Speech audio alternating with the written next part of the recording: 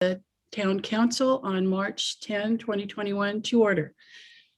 Sharon, roll call, please. Councilmember Alves. Here. Councilmember Warnikoff. Here. Councilmember Richards. Here. Vice Mayor Hughes. Here. Mayor Derwin. Here. Thank you, Sharon.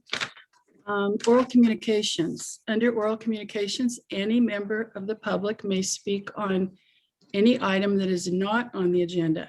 However, the council cannot take up an extended discussion or take any action on that item.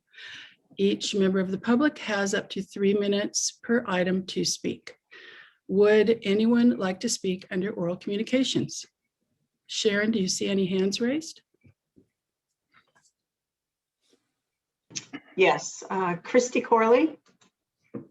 Welcome, Christy. Thank you. I just thank you for letting me speak. I'm very interested in the traffic studies that might give us more information about the impact of major projects that are going on in our town and how they might affect Portola Road and Alpine Road. I've recently been made aware of a study that San Mateo County did on Alpine Road near 280. I will forward you that study to the council as it's from 2017. And yes, it's easily available for someone looking for it, but I think it's worth sharing. I hope that it can be added to the project page for the Sanford Wedge and also shared with all commissioners and committees. Any study that we do right now during the pandemic won't show true traffic numbers on those roads, but this 2017 report will show some relevant information. I think this report is very relevant to the residents of Portola Valley with the upcoming proposed projects, and I want to thank the town of Ladera for bringing it to my attention. This report may also be useful for wildfire and earthquake evacuation planning. Thanks for listening. Thank you, Christy. Are there any other people who wish to speak? There are none. Okay, thank you. Then we will move on to our presentations. Tonight we have 2 presentations. We are delighted to welcome Senator Josh Becker to virtual Portola Valley. Josh was elected to the California Senate District 13 in November of 2020. The district, if you don't know, stretches from South San Francisco in the north to Sunnyvale in the south, and from Pacifica in the north to Año Nuevo in the south on the coast. In that rich slice of California, there's a little tiny farming town of Pescadero, and there are the tech hubs of Palo Alto and Mountain View. The district includes the uber affluent enclave of Atherton, where right now 52.3% of the adult population has been vaccinated, and the vibrant working class community of color East Palo Alto, where 14.6% of the adult population has been vaccinated. And by the way, in Atherton, there have been 186 confirmed cases of COVID, while in East Palo Alto, there have been 4,254 confirmed cases of COVID. Senator Becker brings a fresh perspective along with competencies, experience, and accomplishments very different from his predecessors. Expertise built on a foundation of a joint MBA JD from Stanford that knits together tech, innovation, public policy, education, all things climate change, and perhaps most important, a passion for social justice. In this way, he can understand the complex world of the haves to which he belongs, and he also cares deeply and wants to uplift the lives of the have-nots. I don't think that the 13th district could have a more fitting representative than Senator Josh Becker. And before I yield the floor to Josh, I wanted to recognize our very own Helen Walter, who is one of the district representatives for the senator. Is Helen a panelist? She's here. Okay. Hi, Helen. Senator Becker, welcome to Portola Valley. Well, thank you very much. That was quite an introduction. Thank you to Mayor Derwin, thank you to the council members for inviting me today. I look forward to working with all of you and the town staff to tackle today's issues as well as tomorrow. I truly appreciate all you've done to tackle the economic and social crises brought on by the pandemic. And I'll just say, looking around and getting to know your council, you have many excellent leaders on the council. And I've also known your staff, especially Jeremy, for many, many years. So you have an excellent team all the way around. So I ran for state senate last year because I wanted to make a difference.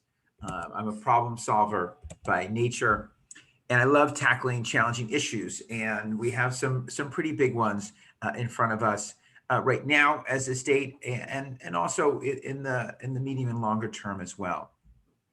So since taking office, I've been working with my colleagues both in the state assembly, including Assemblyman Mark Berman, who also represents this area, and my colleagues at the county level and at the local level to help address the tremendous challenges brought on by the pandemic. I'll just say I feel optimistic after a year into this that we really can see the light at the end of the tunnel with the vaccinations, with the changes that will bring to our society. And I think things are going to be back to normal sooner than we think. And I'm just really excited at that prospect. I was going to say, as I live nearby, I've lived most of my time in California, in West Menlo Park. Although I did live for summer on Alpine Road, sort of just kind of almost in Portola Valley, just past the shopping center, which was a great time. In fact, my first time I spent the night in California was in Portola Valley with a friend of mine who was at the business school at the time, and they had one of those great houses up in the hills. And I just said, this is a great place to be. I'm really enjoying this. And I want to come out here. And so when I came out, I lived in West Menlo Park, and we moved to Palitzer for 2 years, and then moved back. I live right now by the Dutch Goose and love our neighborhoods. I'm really excited the pro tem's been terrific. Pro tems are head of the Senate, Tony Atkins, and she appointed me to 6 important committees, including the Energy and Utilities Committee, where I can pick up on some of the great work done by my predecessor, Jerry Hill, Transportation Committee, Business Professions and Economic Development Committee, Government Organizations, Joint Audit Committee, where we've been looking into the state's EDD situation, or unemployment situation, and then close to my heart is I'm vice chair of the Joint Committee on combating climate change. I know that's an issue that I share with many of you, and I'll talk in a minute about some of the bills that I already have that I put forward with my team, and I'm just really, really excited about it. So those are really the committees that I'm on, and but fortunately, one way the state Senate is relatively small, right? It's only 40 people in the state Senate. There's and so we each serve on a lot of committees, and we each have the chance to introduce bills even on committees that we're not on as well. And so on Monday, I'll be presenting 2 bills in the Elections Committee that really grows out of work that Stanford Law School did to as we increasingly vote by mail. Not many people know in the primary in California, there's actually 100,000 votes that were rejected because of signature match and other issues. And so there's a lot of work done by Stanford Law and others to the general to bring that number down by creating policies in place to better recognize signatures and to kind of create the presumption really that these signatures are actually valid. And so we have a bill that I'm presenting on Monday on that. And I'll also be presenting one of my energy bills that I'll talk about.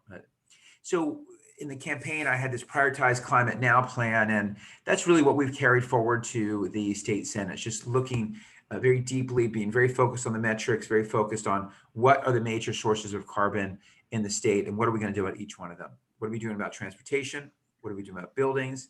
What are we doing about our electricity sector? What are we doing about other major sources of emissions like concrete and cement? And then what are we doing from an environmental justice perspective? Again, with all of that is sort of my background and also in clean energy venture capital, which is how do we encourage innovation in the private sector as well, right? As we did with the Million Solar Roofs program. We put out that as a model. We said, hey, great. Back in 2014, we want to get to 1 million solar roofs. Here's a set of policies that we hope can get us there. And sure enough, we brought down the cost of solar 90% over 10 years and got to 1 million solar roofs just a couple of years ago. So I have one bill that's trying to do that now for electric buildings. So it's sort of in a suite of things we call 1 million electric buildings, and setting the path now to do that. So the first bill is one we have one called SB 68, which is really around electric ready homes for folks that want to upgrade their home. Right now, you can wait many months for PG&E to come and then use some subcontractor that you could have probably used anyway yourself. And so, and this, was out my friend Daniel Yost, who was mayor of Woodside. This really comes out of his personal experience. And then we started gathering more and more stories like this. And so we wanted to actually first let people know how much they can do on their existing panel, because there's a lot more you actually can do than you can think. And then how do we make it easier then to upgrade to an electric home? And, so that's, an example of what we're doing in the buildings sphere. On our electricity sector, we're at about 54% clean energy right now. And the question is, how do we get to 100%? So we have a bill out there, we've got a milestone out there. We really don't have that roadmap to get to 100%. And that's what my 24/7 clean energy bill is all about. Right now, you might notice ads on the radio saying, hey, use less energy from 4 to 9. Your clothes will be cleaner because you're not using dirty energy. And that's great, although I'm not sure, unfortunately, how effective it is. But we say, great, why don't we actually just clean up the grid between 4 and 9? And that's really what we need to do. We need to make sure that utilities are procuring clean energy at all times of the day, and that we have clean energy even when the sun is not shining or the wind is not blowing. And that's what our 24/7 clean energy bill is really about. How do we have clean energy at every hour of the day? And that will get us the roadmap, we think, to get to 85% clean energy by 2030, 90% by 2035. The last 5 to 10% is hard, and we've ways to do that, but we really want to get to that 90% really very quickly. So that's one of the somewhat ambitious bills that we have put forward. Another one around transportation, around encouraging lower-income folks to buy used EVs and high-mileage hybrids. Another one that's about low-carbon concrete, as I mentioned. So 8% of the world's global emissions are from concrete and cement, and no one's really tackled them in a systematic way. I think we've got the opportunity to lead here in California. And we have a bill that's focused on that, both in the public sector as well as using the formulation of our low carbon fuel standard, for those of you who are familiar with that, to apply that to this sector as well. And therefore we get the concrete cement used in the private sector too. So that's among the things that we're doing in that area. Doing a lot in education as well. We have a bill that we're working on with the San Mateo Community College District. They came to me and they said, hey, we've got this big surplus. We've got a historic need. We want the ability to not only waive enrollment fees, but actually provide greater flexibility to meet the students' full cost of attendance. So food, transportation, housing, mental health services, technology. How can we create the flexibility to do that and really fulfill the promise of our fantastic community colleges, where I was an adjunct professor at College of San Mateo, for example. So those are some of our bills. We have 4 criminal justice bills, and you'll see that as a focus as well. And then for me, really a broad focus on economic opportunity and social mobility, right? How do we, one of the things that when people talk about economic inequality, it's really this question of to me, about social mobility, right? So right now, if you're born in the bottom 5th income level, then you have about a 50% chance you'll end up in one of the bottom 2/5 income levels. And that's not what our country was founded on, or the California dream is much more than that. And so how do we really think deeply around economic mobility. Of course, it starts with early childhood education, then K-12 and access to higher education. But beyond that, what are some other things that we can do? And we have a number of ideas and thoughts around that. So that's an area I think you'll see our office involved with. And but the real focus, in addition to hiring a whole team and getting 17 bills submitted, which we had to do by about the deadline about 10 days ago, our focus really has been on the pandemic and helping this area recover and helping our kids get back to schools. And I want to commend the Portola Valley schools and your school leaders and parents and volunteers. Really, you're doing a tremendous job getting kids back in school. And I know there's another big vote this week about increasing those hours. And we want to do that, of course, for the high schools as well. I have 2 kids at Menlo Atherton. And of course, they're not back at all yet. And we're really anxiously, I can speak for my wife and I, because it's really pretty much all we talk about, really anxious to get them back in high school. And so, one important thing I saw early on, even back in December, was the importance of vaccinating teachers. Let's treat teachers as the frontline valued workers that they are, and let's prioritize them. And so I made a big push around that. And it was great that our county did step up. And I just talked to Nancy McGee this morning, and we're at the point really now where pretty much every teacher that wants a vaccine has been offered a first dose. And so that's a great place to be, and I'm sure makes them feel better about coming back. And then there's the other points that we need: the PPE, the spacing. As I say, I don't want to go up to the state Senate and sit in a room full of other people, but once you're up there and you see the safety precautions in place, and you get used to it, you feel better and better about it. And so we want to create that sense of safety and security for both the kids and parents and the teachers. And so that's really been a big push. I did a big push around high school sports, because I have both 2 kids playing high school sports, and was glad the governor reacted positively to that, and we got outdoor sports back, and now some additional sports. And so now I'm just working with really school districts throughout the county the best that I can to provide either clarity with what's happening or not happening in Sacramento, and how we can help advocate locally as well. We did pass a bill which is $6.6 billion for our schools to encourage reopening and also combat learning loss.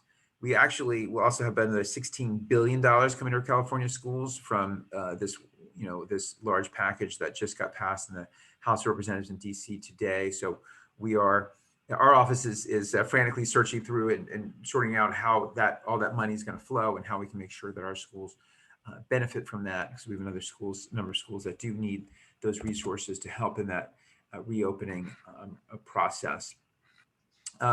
So that's one thing we've been very focused on. But also, a lot of, we passed significant resources for small businesses, and I had a small business town hall. If anyone has any questions about how to access that money, it's one thing I've realized that, in Sacramento, we can pass these things and say, great, we just did, $6 billion for small businesses. Okay, great. But do people actually know how to access that money? Are the forms transparent? Are they too cumbersome?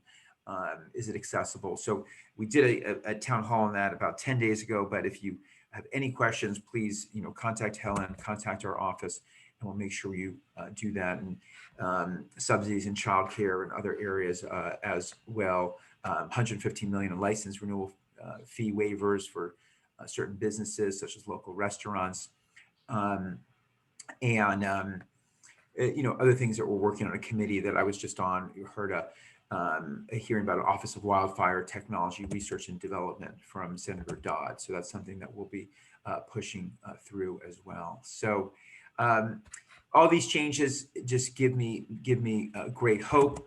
I know last year was a hard year for so many reasons, and it was the pandemic, but also the wildfires and the smoke and the Orange Wednesday that we had. That was just a really difficult day for me, I know, and many others. and we have to, keep working on all those areas. I am optimistic that we can use new technology and, to help us combat wildfires. And that's one of the things we're going to have to do because, we know this is another, looking at another dry year. But I'm really just excited for the year to come and for us to emerge from this pandemic. And I'm excited to work with all of you and happy to answer any questions. Great, thank you so much. Council, do you have any questions? I'm looking to see if you have a raised hand.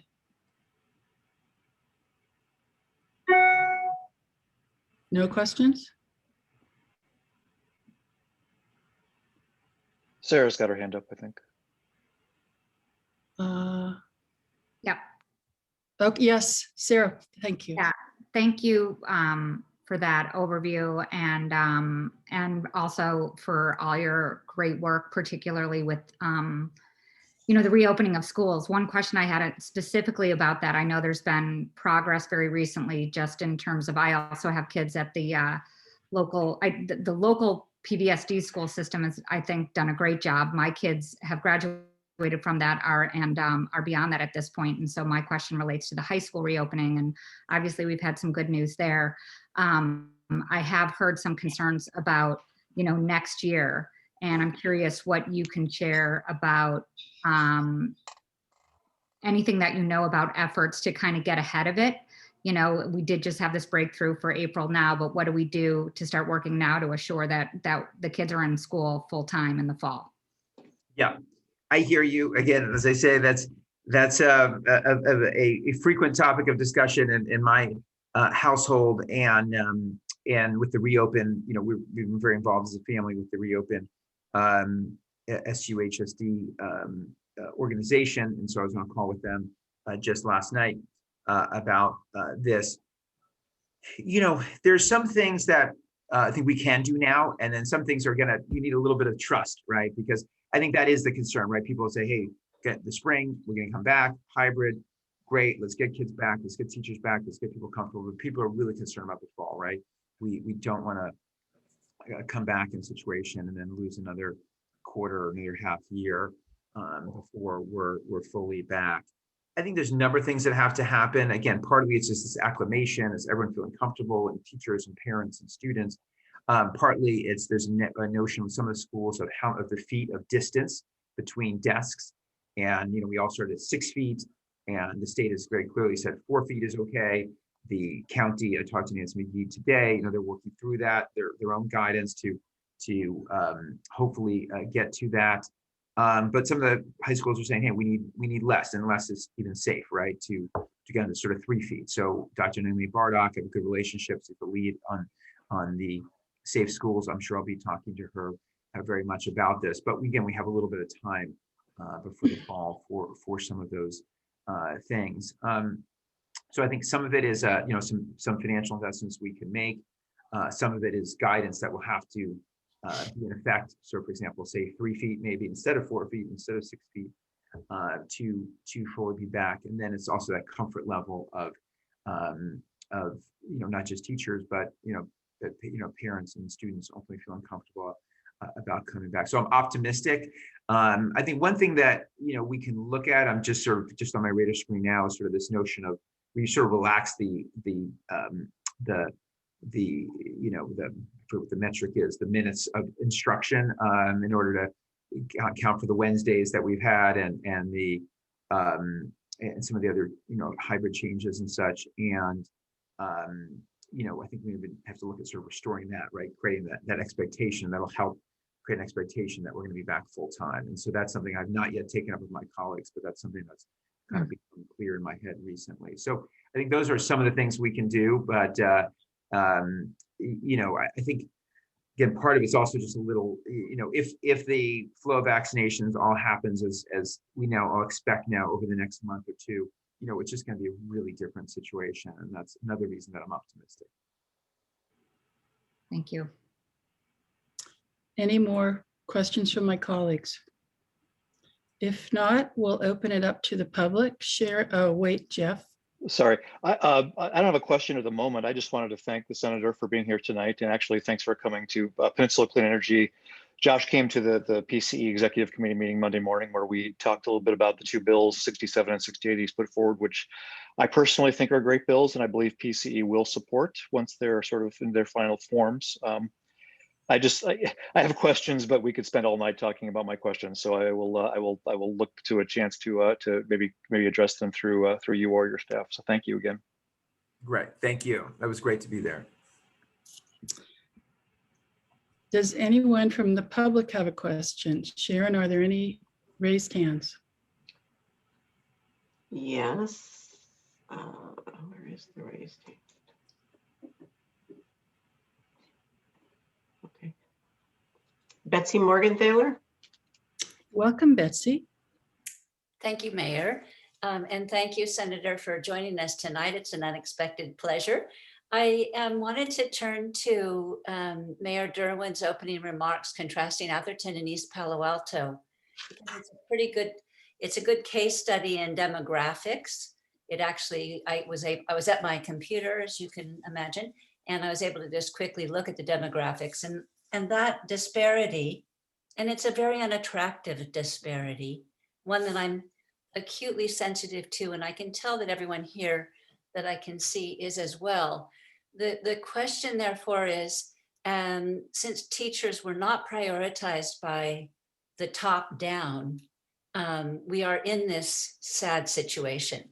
And is there something that you can do to rebalance so that, because I've talked to a lot of people now at nursing homes, the local ones around here, quite a few people, because I'm interested in, hey, you're all vaccinated. How do you feel about that? It's been remarkable to me how many of those very individuals agree and say, I think it's a travesty that we're reaching 90 years of age and we're getting vaccinated before others.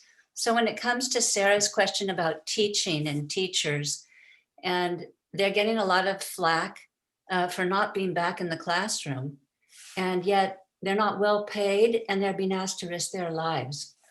What are you doing statewide to rectify what is clearly an unjust situation, especially at schools, but you could widen that lens to frontline workers in grocery stores?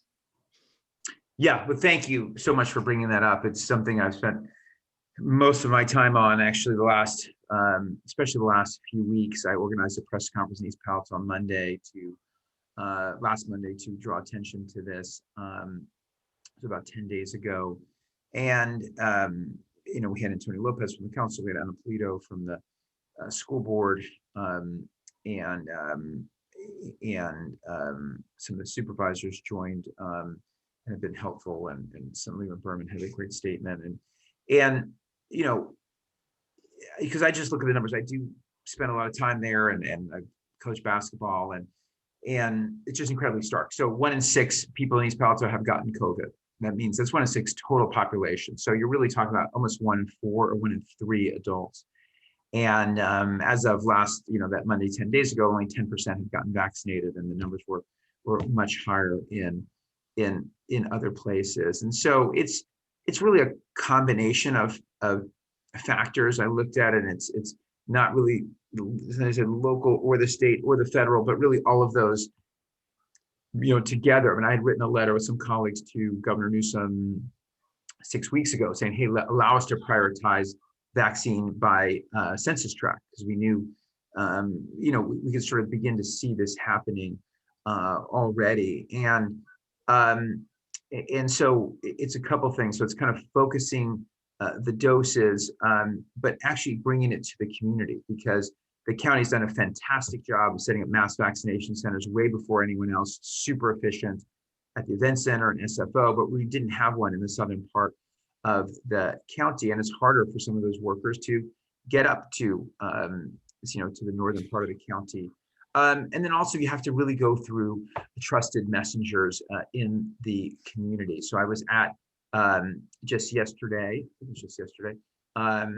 in East Palo Alto, the county did launch a a clinic there, and it was really well targeted, really well focused, but it just took a lot of hard work of community messengers, especially in the Pacific Islander community, and a Pacific Islander community group that went out and started to build trust in that community, in the vaccine, and getting a number from the Pacific Islander churches and Mama D and some of the real leaders of the Pacific Islander community to actually come in and get vaccinated and take video that will now be helpful for other communities, or the members of the community. And so it's complicated. When I talked to Dr. Morrow, he said, listen, a lot of times the state talks about equity, but then makes a decision that doesn't prioritize equity. So if you're only looking at speed, then you're not necessarily going to prioritize equity, because it does, again, take longer to reach some of these communities and to go out through those trusted messengers. So when I had that press conference, I was really kind of bringing all of those pieces together. Like, okay, great. We're piloting these mobile clinics in the county.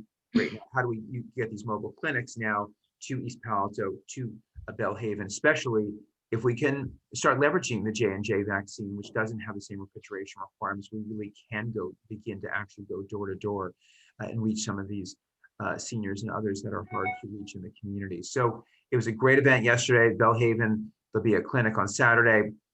So I'm really excited. Some resources are flowing in, but when I talked to my friend Marie McKenzie running it yesterday, she said she's got another wait list of another 1,000 people. So that really, we need to keep that focus. And then the governor announced a 40% equity set, really prioritization, but the Bay Area was kind of left out, only about 2% from the Bay Area. So I actually have a call at 8 o'clock tonight with Senator Wiener, Senator McGuire, Senator Cortese to talk about the next step of that. We met with the governor's team on Monday, and now this is our follow-on to say, okay, what are you doing about this? So sorry for the long answer, but I've obviously been spending a lot of time on this. I'm deeply concerned about it. And to your point of teachers, it reaches out as well, right? We got to get Ravenswood back. We have to get, that'll help us also then get the high school back, because, on the high school calls, if you've been on them, people say, oh, well, some of these kids have to take care of their younger siblings, right? So we got to get those younger siblings back. So the older kids can get back to high school too. So it's all layered together. But that's why, again, I was on record as, early as December saying, let's prioritize teachers, because I felt like getting teachers vaccinated ultimately was going to make them more comfortable and help with this. Not that it's necessary for school reopening, but that it was certainly helpful in making teachers feel comfortable, especially in areas where there's been higher. Thank you, Senator Becker. I appreciate your answer very much. And my hope was also that maybe your connections with the governor and the governor's staff could, that you might be able to exercise some of that contact power and just suggest that with a stroke of the pen, he could probably solve this problem. And we wouldn't have to blame Atherton, because I think that's a distraction to the bigger problem.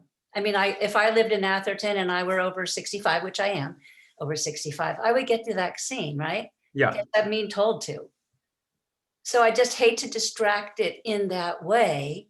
Right. And that's what I said, when we had the press conference, it's not about one community. It's just that, East Palo Alto was at 10%. Every other community was over 20%. So, again, Athens is a small community, so the numbers can get skewed. So I don't think it was really, to me about that so much. It was really more just about how do we get to this community? Yeah. And I was just texting with the governor about this, and certainly he can be helpful. But what we've seen is it's a lot more complicated, right? Because it's one thing for the county even to have this apply. It's another thing to say, like, okay, great. How are we going to have a really focused effort and really community members? And I was also on a call today with Kathleen Kelly Janis, the governor's philanthropy advisor, who's from our community as well, from our district, talking about you really have to have people going door to door. These trusted messengers have to be able to go door to door to sign people up. And that's what's happening now. So it takes, so I just don't want to, it's not quite a stroke of the pen. Unfortunately, it's not quite that easy.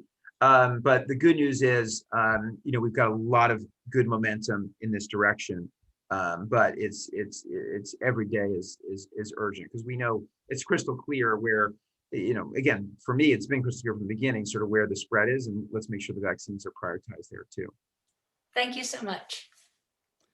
Thanks. I've just been nudged to keep Senator Becker on schedule so that he can have that important call tonight.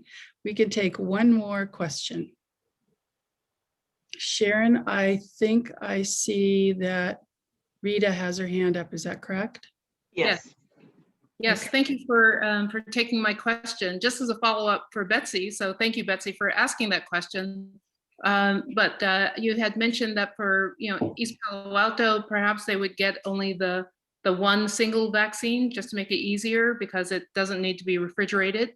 But I hope that underserved communities are able to get both the vaccines so that they can be 100% or as close to 100% covered, not just 67% covered with that one shot. And I've heard it said on the news too for underserved communities, but underserved communities deserve both vaccines to have the highest percentage of coverage, especially with these numbers that our mayor just mentioned in those communities. Thank you very much. Yeah, and certainly, so the 400 appointments yesterday when I was at East Palo Alto, right by the YMCA, those were all Pfizer. So that has been the plan to date. But I think I want to be, clear, and because there is no inferior vaccine. I would love to have the J&J vaccine. They are all the vaccines, including J&J, are 100% preventative of hospitalization and death. And then that's what we care about. They're 100% preventative of hospitalization and death. So I just don't want people to really think to get caught up. And Monica Gandhi at UCSF is sort of one of my heroes of this, and I encourage you to sort of check out her work. She's been very public on all of this. But actually, the J&J, those results are actually under really reporting because the data shows that because they cut those measurements off at 2 or 4 weeks, actually antibodies keep growing and it keeps getting better and better. So it's an excellent vaccine. I hope it's one of the tools in our tool chest. But certainly, nobody's saying that, hey, that community is only going to get that vaccine. It's just something that I think will help us really hopefully reach. Because again, and not to go on too long, but I got an email when I was talking to Stanford about the monoclonal antibodies, which I've been trying to raise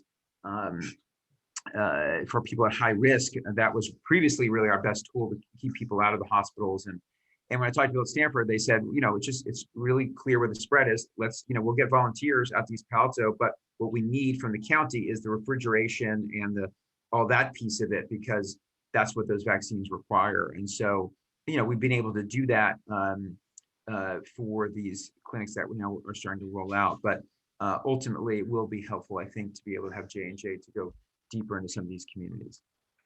Yeah, thank you. I'm sure the federal money that is going to be available soon will help that happen. Thank you. Yeah, great. Well, we'd really like to chat for a lot longer, but we know you've got to get going and we've got an agenda. So thank you so much for being so gracious with your time tonight, Senator Becker. Excellent. It's great to be here with all of you, and I'm sure I'm happy to come back and we can chat other issues as well, but I'm really glad we covered these important ones. Okay, thanks. Bye-bye. Oh, and I'm just getting a text from Helen that if anybody wants to, or actually that's in the chat. If anybody has follow-up questions, you can email Helen, helen.walter, WOLTER, at sen.cal.ca.gov. It's in the chat. Thank you. All righty, our next presentation is from Cal Water, and to give a little context around this, in February, I had a meeting with some Cal Water folks. And in the course of that meeting, we got to talking about the energy crisis in Texas that also became a water crisis. And I asked whether that could happen here. That led to a discussion about all the work Cal Water's been doing to make sure their customers can turn on the tap and get water in the event of a major emergency. Then Jeremy and I had another meeting with Cal Water, and we brought this up, and Rob Seeley, who is here tonight and handles regional government affairs, agreed to come to Portola Valley and tell us all about what they've learned from COVID, last year's CZU fire, and lots of other unforeseen disasters, and the subsequent improvements that they've made so that we'll all be okay in an emergency. We have a bonus tonight. District Manager Dawn Smithson is here. So Dawn and Rob, take it away. Thank you, Mayor. Oh, Share my- go ahead, Don. Oh, I'm just going to share my screen. So I'm going to need you to confirm when you see what you need to be seeing. Does that look right to you? Yes. We're seeing your notes. Now we're page, seeing actually, rather than presenter the main mode. slide. The notes. You might need to switch screens, swap Okay, screens. let me see what I can do. I had the exact same thing happen to me last week. Oh, goodness. All right, let me see. There you go. Now it's good. Let me see.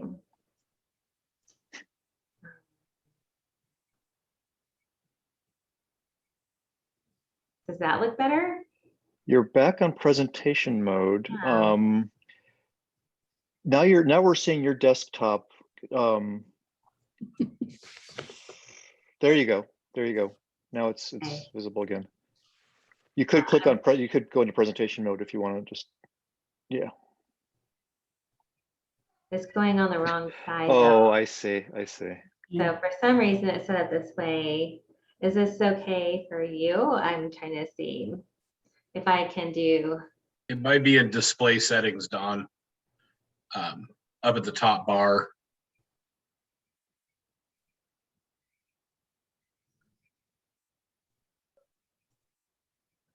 Display settings. From your I'm so sorry. from the screen that you were previously on, the black screen.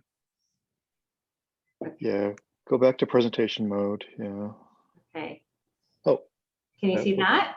Does that I look can good? see that. I Yeah. feel like that's right. that looks right. Okay.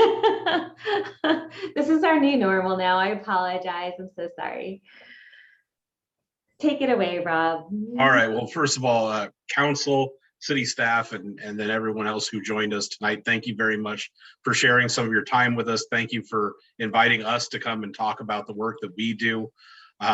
As was alluded to, there have been a multitude of issues happening over the last year, which is consequently my first year with Cal Water that we have dealt with and worked through, all with the goal of making sure that everyone continues to have safe, reliable, clean water during the day-to-day of what became our COVID normal, and then during the fires. And what we wanted to share with everybody really is what we do on a regular basis and during these times to keep everything running, to what goes on behind the scenes. And then at the tail end of this, we'll share a little bit about what you all can do to kind of help prep for these situations, so that should a bigger natural disaster happen, fires, earthquakes, things like that, how to be a little prepared personally so that everything keeps rolling in your life safely. So just a little background on Cal Water. We are the largest water distributor in the West that is an IOU. We're the third largest in the United States. We serve over 2 million people, 6,000 miles of main, over 1,000 wells, over 600 storage tanks, 6 different surface water treatment plants, 10 wastewater treatment plants. So it'll give you an idea of our size. As you can see through this graphic, all those little black dots represented where we are located within the state. So our corporate headquarters is in San Jose.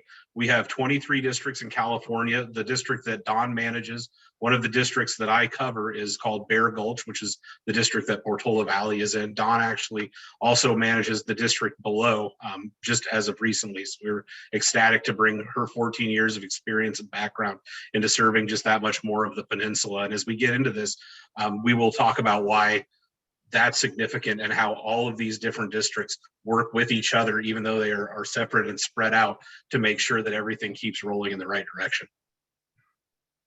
So these are the Bay Area districts. Just kind of see those. This is where we are, the red circle there.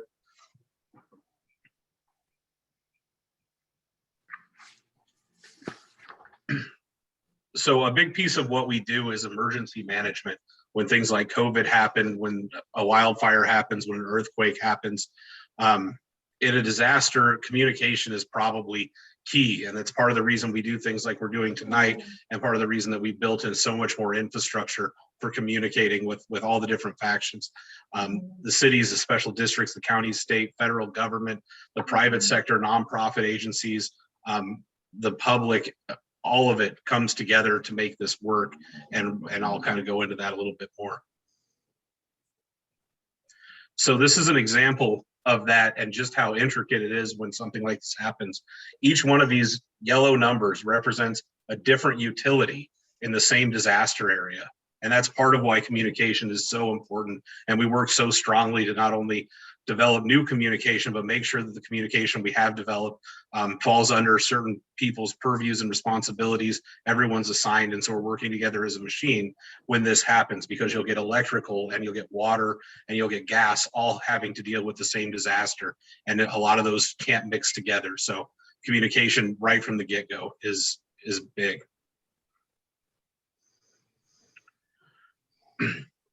So we use the National Response Framework of prevent, prepare, respond, and recover. And the prevent and prepare goes on daily, while the response and recover are part of the larger picture there. Prevention is something that happens 24/7 with our work. Preparedness, we're going to go into what we do in a year to prepare. And then the response, we'll talk about how we've responded over the last year to the fires and to the pandemic. And as we all look forward to the recovery, what that looks like. So at this point, I'm going to turn it over to Dawn to talk about what our EOC system looks like and how that communication happens internally in Cal Water the minute a disaster is recognized. So this is the org chart. It's a lot of words and it looks a little bit complicated. Some of you may have seen this before. This is the Homeland Security NIMS organization. You have the incident commander who oversees the whole thing, the liaison who coordinates all of the interagency communication, the safety coordinator, the PIO who responds to media requests, and then basic security. Then you have the operations, boots on the ground, who are overseeing all the personnel who are on the front line in the middle of the disaster. Planning and intelligence, who will get those people as resources, as well as keeping track of the situation as it changes. Logistics gets the supplies for that situation. And then everyone's favorite in the middle of an emergency is keeping track of the pennies that get spent, because it is important and you don't want to think about it at the time, but you do. And the reason I mention all this is because you have a disaster, you have like the earthquake. To end all earthquakes, you have one person, the first person that shows up on the scene. That first person wears all of those hats. This person is the incident commander, the liaison, the safety person. And then as that person reaches out to other individuals, then they can start taking off those hats. So while the first person on the scene wears all those hats, the idea is then to bring in others, give those hats to other people, and now all of a sudden they have that responsibility and you can focus on fewer things. It's a lot of words. It's very complicated. It sounds very complicated. How do you get to the point to where you can actually do this while you're under pressure of an emergency? You practice, practice, practice, practice, practice. So every single year, every officer in our company, every supervisor and manager goes through a 6-hour course of an EOC tabletop practice. Every employee in our company of 1,000 plus goes through this boots on the ground 3-hour course EOC practice training. And we actually have multiple community trainings, which some of you may have participated in the past. Keep an eye on your inboxes because you might see an invitation to do it again later this year. This person, this individual at the top of the picture, I love this picture. This is actually one of the PUC commissioners in our Hawaii water service company. She's going through a pod, a simulated pod, to pick up water in the event of an emergency, and they're pretending to put water in her trunk. So we love doing this with our communities because it's going to take a community to get through a disaster when it happens. Also right here in our Atherton office, we have these emergency response trailer units. A lot of emergency trailer units are simply communication centers. These trailers are actually extremely functional. They can house 3 teams of 2 individuals for a week in order to make repairs to the water system, which also includes this ATV, because we're assuming that the roads might not be accessible. So it has everything those 6 individuals would possibly need to live, eat, drink, sleep, shower, everything that that person would need for a week, the 6 people for a week, and all the equipment that you would need to make basic repairs for that week as well. This is a lot of black and white on one page. Unfortunately, we've had the opportunity to activate our EOC multiple times in the last 4 years since we've all been trained. You can see on this list there are many fire opportunities to exercise our EOTCs, which is not our favorite thing to do. We've had some fires, and obviously we have had COVID EOCs every single day for the last year. During low COVID times, we back it off to 2 or 3 times a week, but most of the year we meet as a management team, company-wide, about 60 people every single day. So I'm going to go through a couple of our major events and let you know what some of our lessons learned are, and then I'll turn it back over to Rob to let you know some things that you can do in a disaster, with the understanding that, you know, our professional expertise lies in the water that comes from your pipes, but we do want everyone to be prepared in an emergency. So the Erskine fire was one of the first major fires that we responded to. And the reason why this is important is because 14 of our 23 districts sent employees to respond to this fire. 108 people in the company came. The point of me saying this is, if we have an emergency, we have the same access to all of those resources here in the Bear Gulch district as the Erskine fire had. And I have to tell you though, I sent employees to many of these fires that I'm going to speak about real quick, and they come back different people. These are significant events, and they're changed. And it's interesting to see. And I have to say also, I hate to toot my own horn or our own horn, but I am really proud that our response to the Erskine fire actually won the NAWC Living Water Award for our response. And that's a lot of blood, sweat, and tears. And so I'm proud of that, This is just a fire that was taken in the Erskine. This is a picture that was taken in the Erskine fire. And I think that's the way a lot of our employees felt, that we were kind of the lone ranger sometimes. The Oroville Spillway incident. Here. So you might recall that the city of Oroville and Marysville were evacuated to the Chico Fairgrounds. You know, our CEO personally went to visit those customers that were in the fairgrounds. It happened to be Valentine's Day. So he took it upon himself to bring chocolates and movie tickets for those who were in the fairgrounds who had been evacuated, just to give them a little bit of something, a glimmer of light during that day.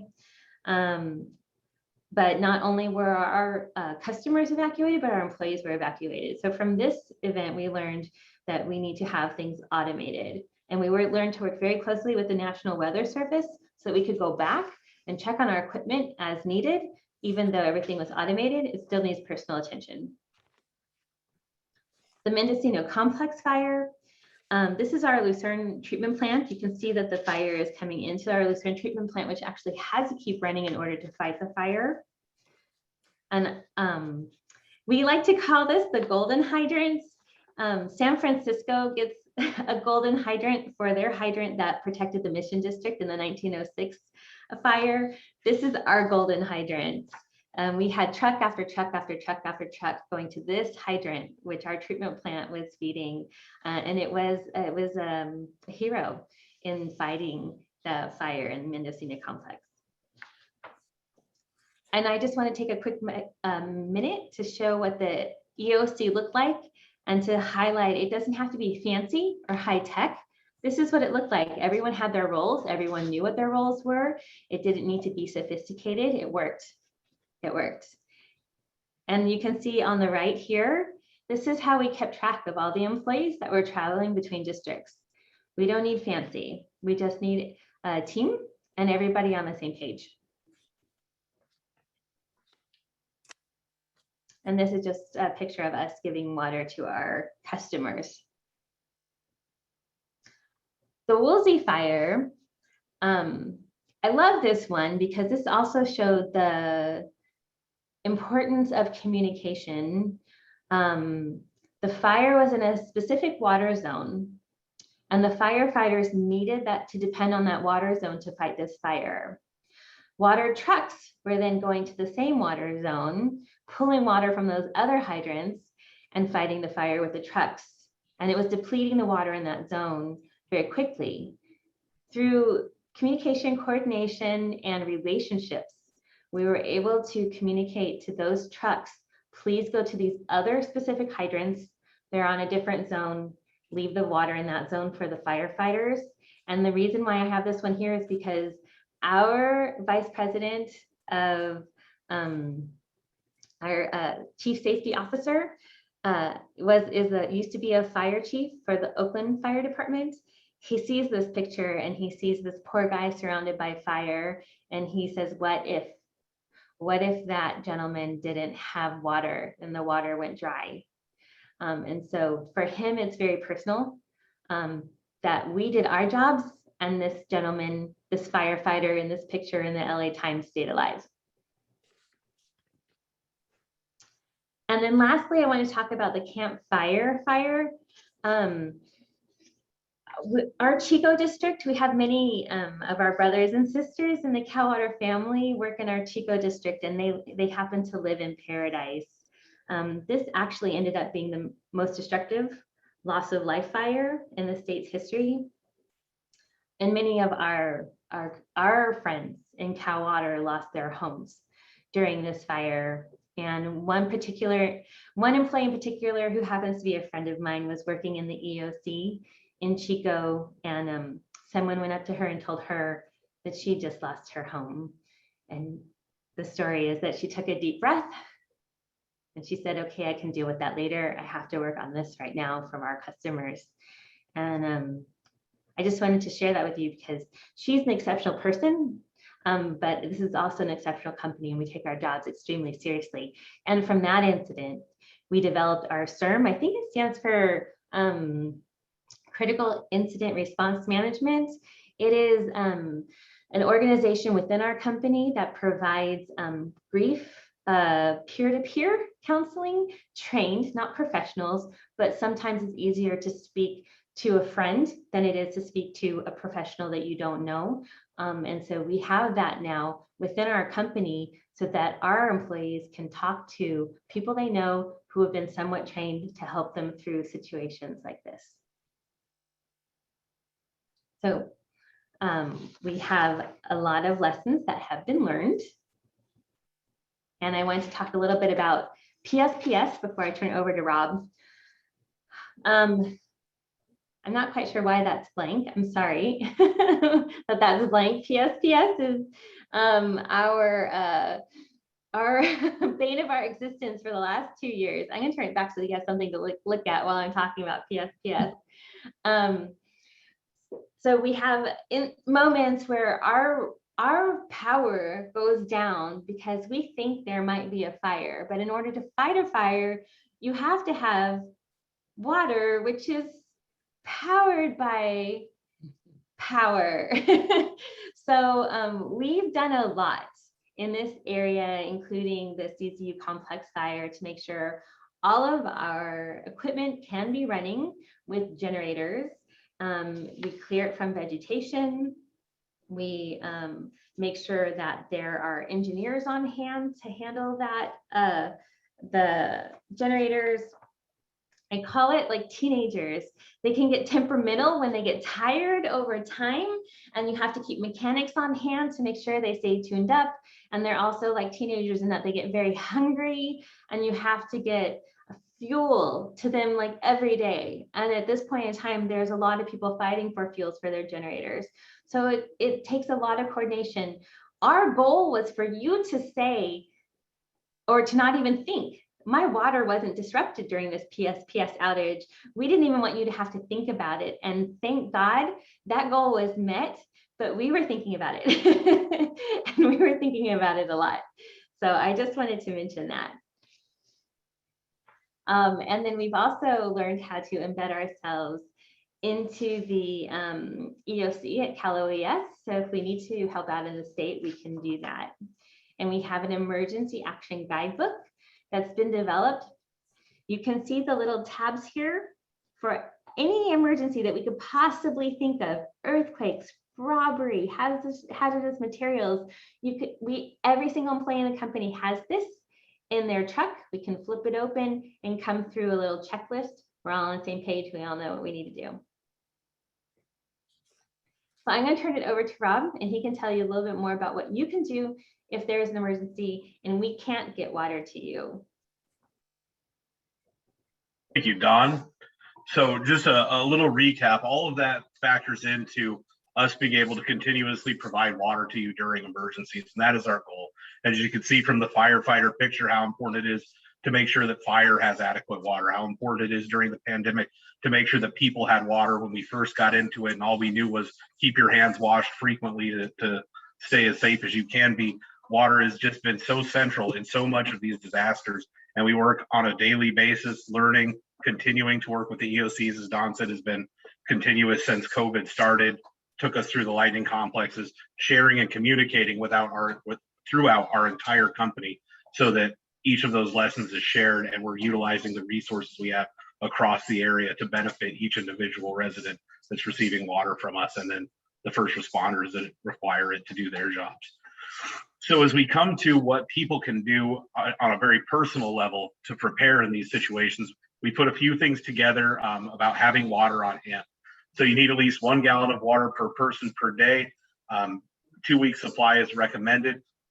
All those factors go up when you factor in children, nursing mothers, sick people. There's so many different reasons to have more than that on hand. And so it's really important to go through and assess your particular family, figure out what those water needs are, and then have those just in case. We work tirelessly to make sure that water doesn't get disrupted. In the chance that it does, this is your way of being part of that work. And we really appreciate it and encourage people to take these extra steps.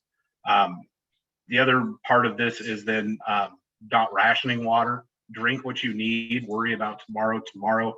Becoming a medical issue in the middle of a crisis is the worst thing you can do. So make sure you're taking care of yourself, make sure you're taking care of your family, and then prioritizing your needs of what you need to use that water for.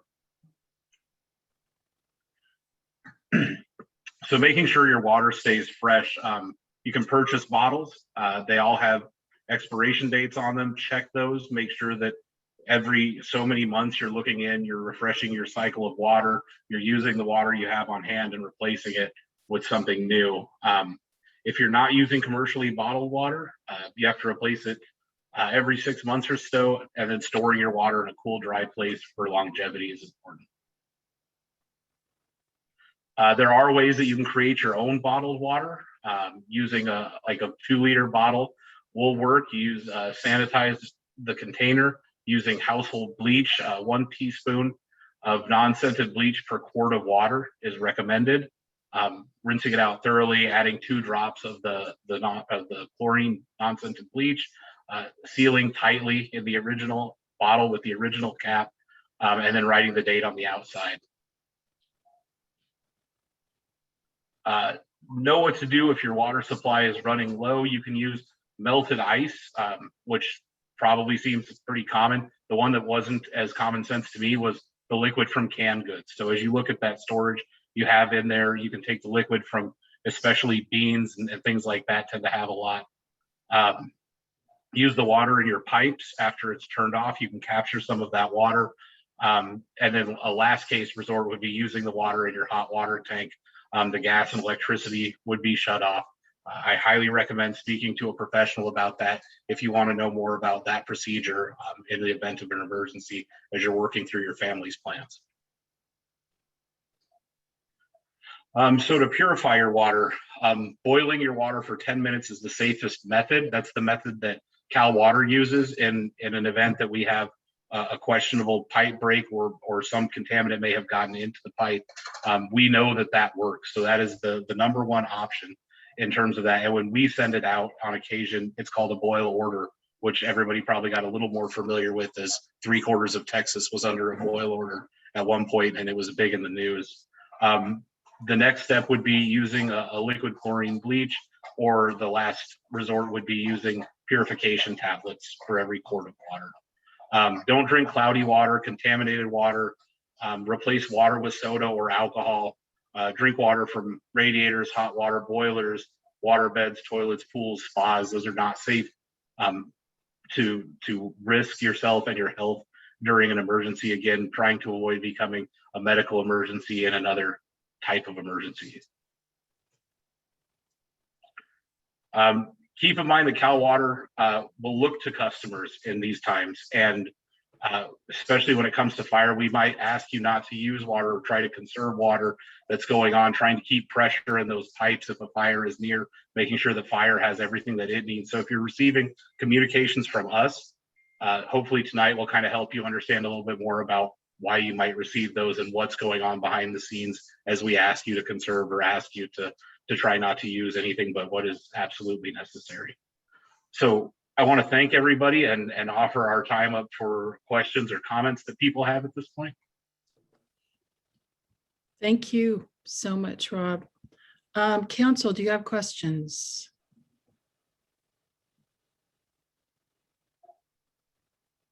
All right, you were so thorough, they have no questions. Does anyone from the public have a question?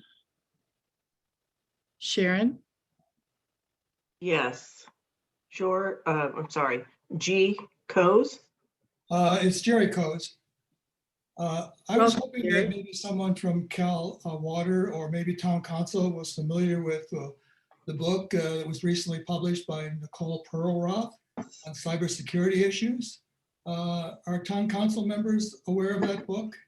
It was reviewed in the New Yorker last month, and it was on Rachel Maddow's show, interviewed by her.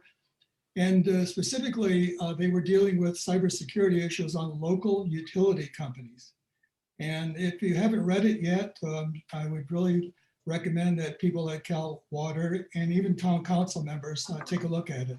Nicole is a Portola Valley native, really, really a great writer. And I'm talking from a writer, a teacher writer myself. So that's all I wanted to recommend. Thanks. Well, thank you very much. And I just like to let you know that as we heard about that hacking of the water system not too long ago, Cal Water has a robust cybersecurity program. All our employees are required to complete cybersecurity training. We do practices. We get internal phishing emails sent out to make sure that those practices are being followed from the training. And we do keep ourselves state of the art to make sure that our water system is safe. And we do not use the software that was hacked in Florida. Our software is more robust than what was used in that situation, just to let you know. That's reassuring. Jeremy, do you have your hand up?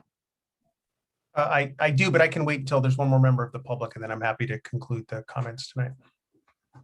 Okay, Sharon, it looks like there's one hand up. Am I correct? Yes. Christy Corley. Hi again, Christy. Hi, thanks for taking my question. I do have a friend that lost her house in the Fountain Grove fire in Santa Rosa. And reading about the water system there, it looked like the fire arrived about 1 a.m. and it was a very hilly area similar to ours, but not quite as rural. And they lost pressure at the upper levels, and the fire department was coming down to the lower levels to get the water out of the hydrants and then bringing the water back up. So maybe you could share with us, how do we make sure in Portola Valley something like that would not happen? It was about 1,400 homes, and I think we're at about 1,800 homes, or approximately. So I think I can give you some broad strokes and then have Don follow up on the district level.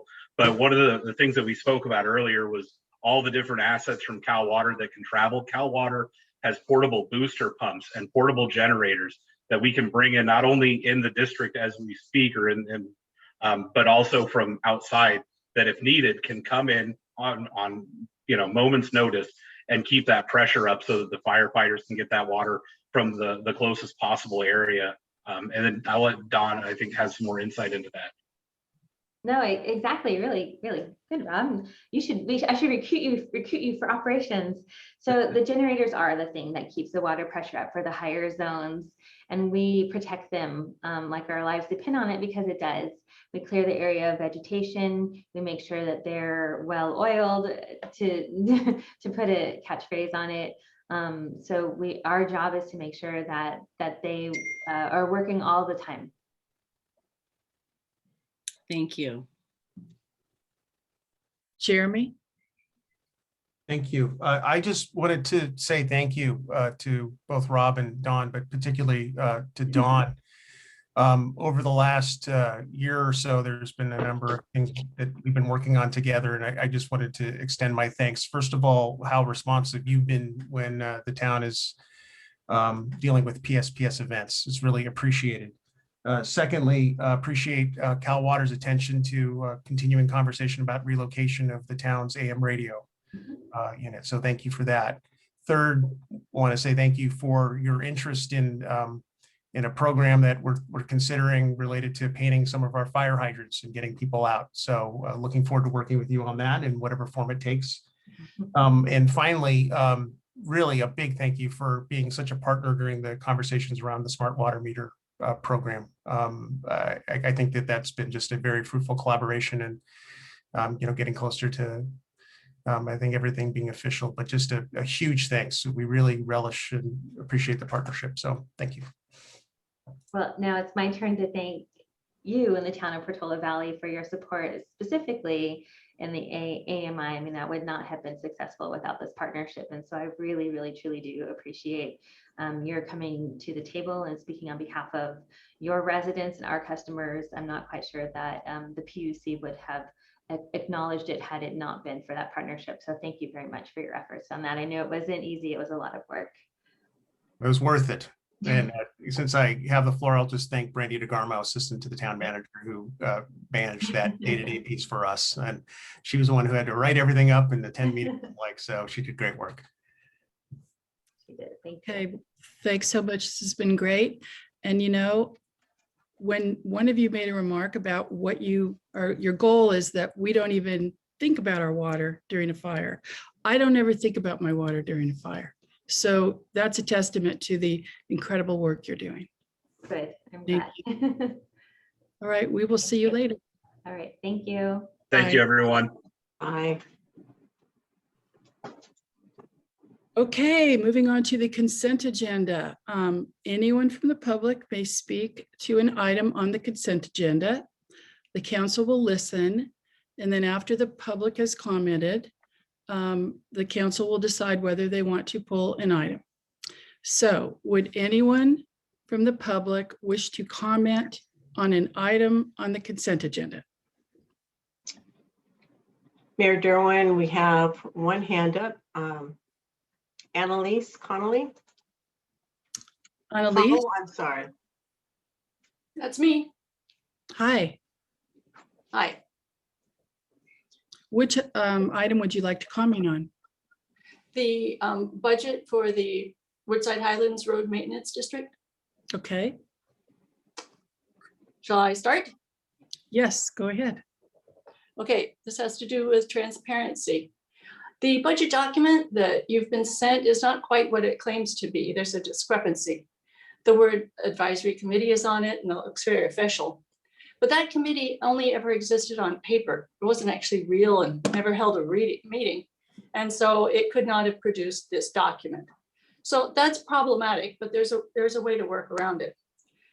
The document was actually created by a corporation whose name is not on the document. Now, last night, there was a meeting of the newly chartered advisory committee, and this problematic budget was submitted for approval.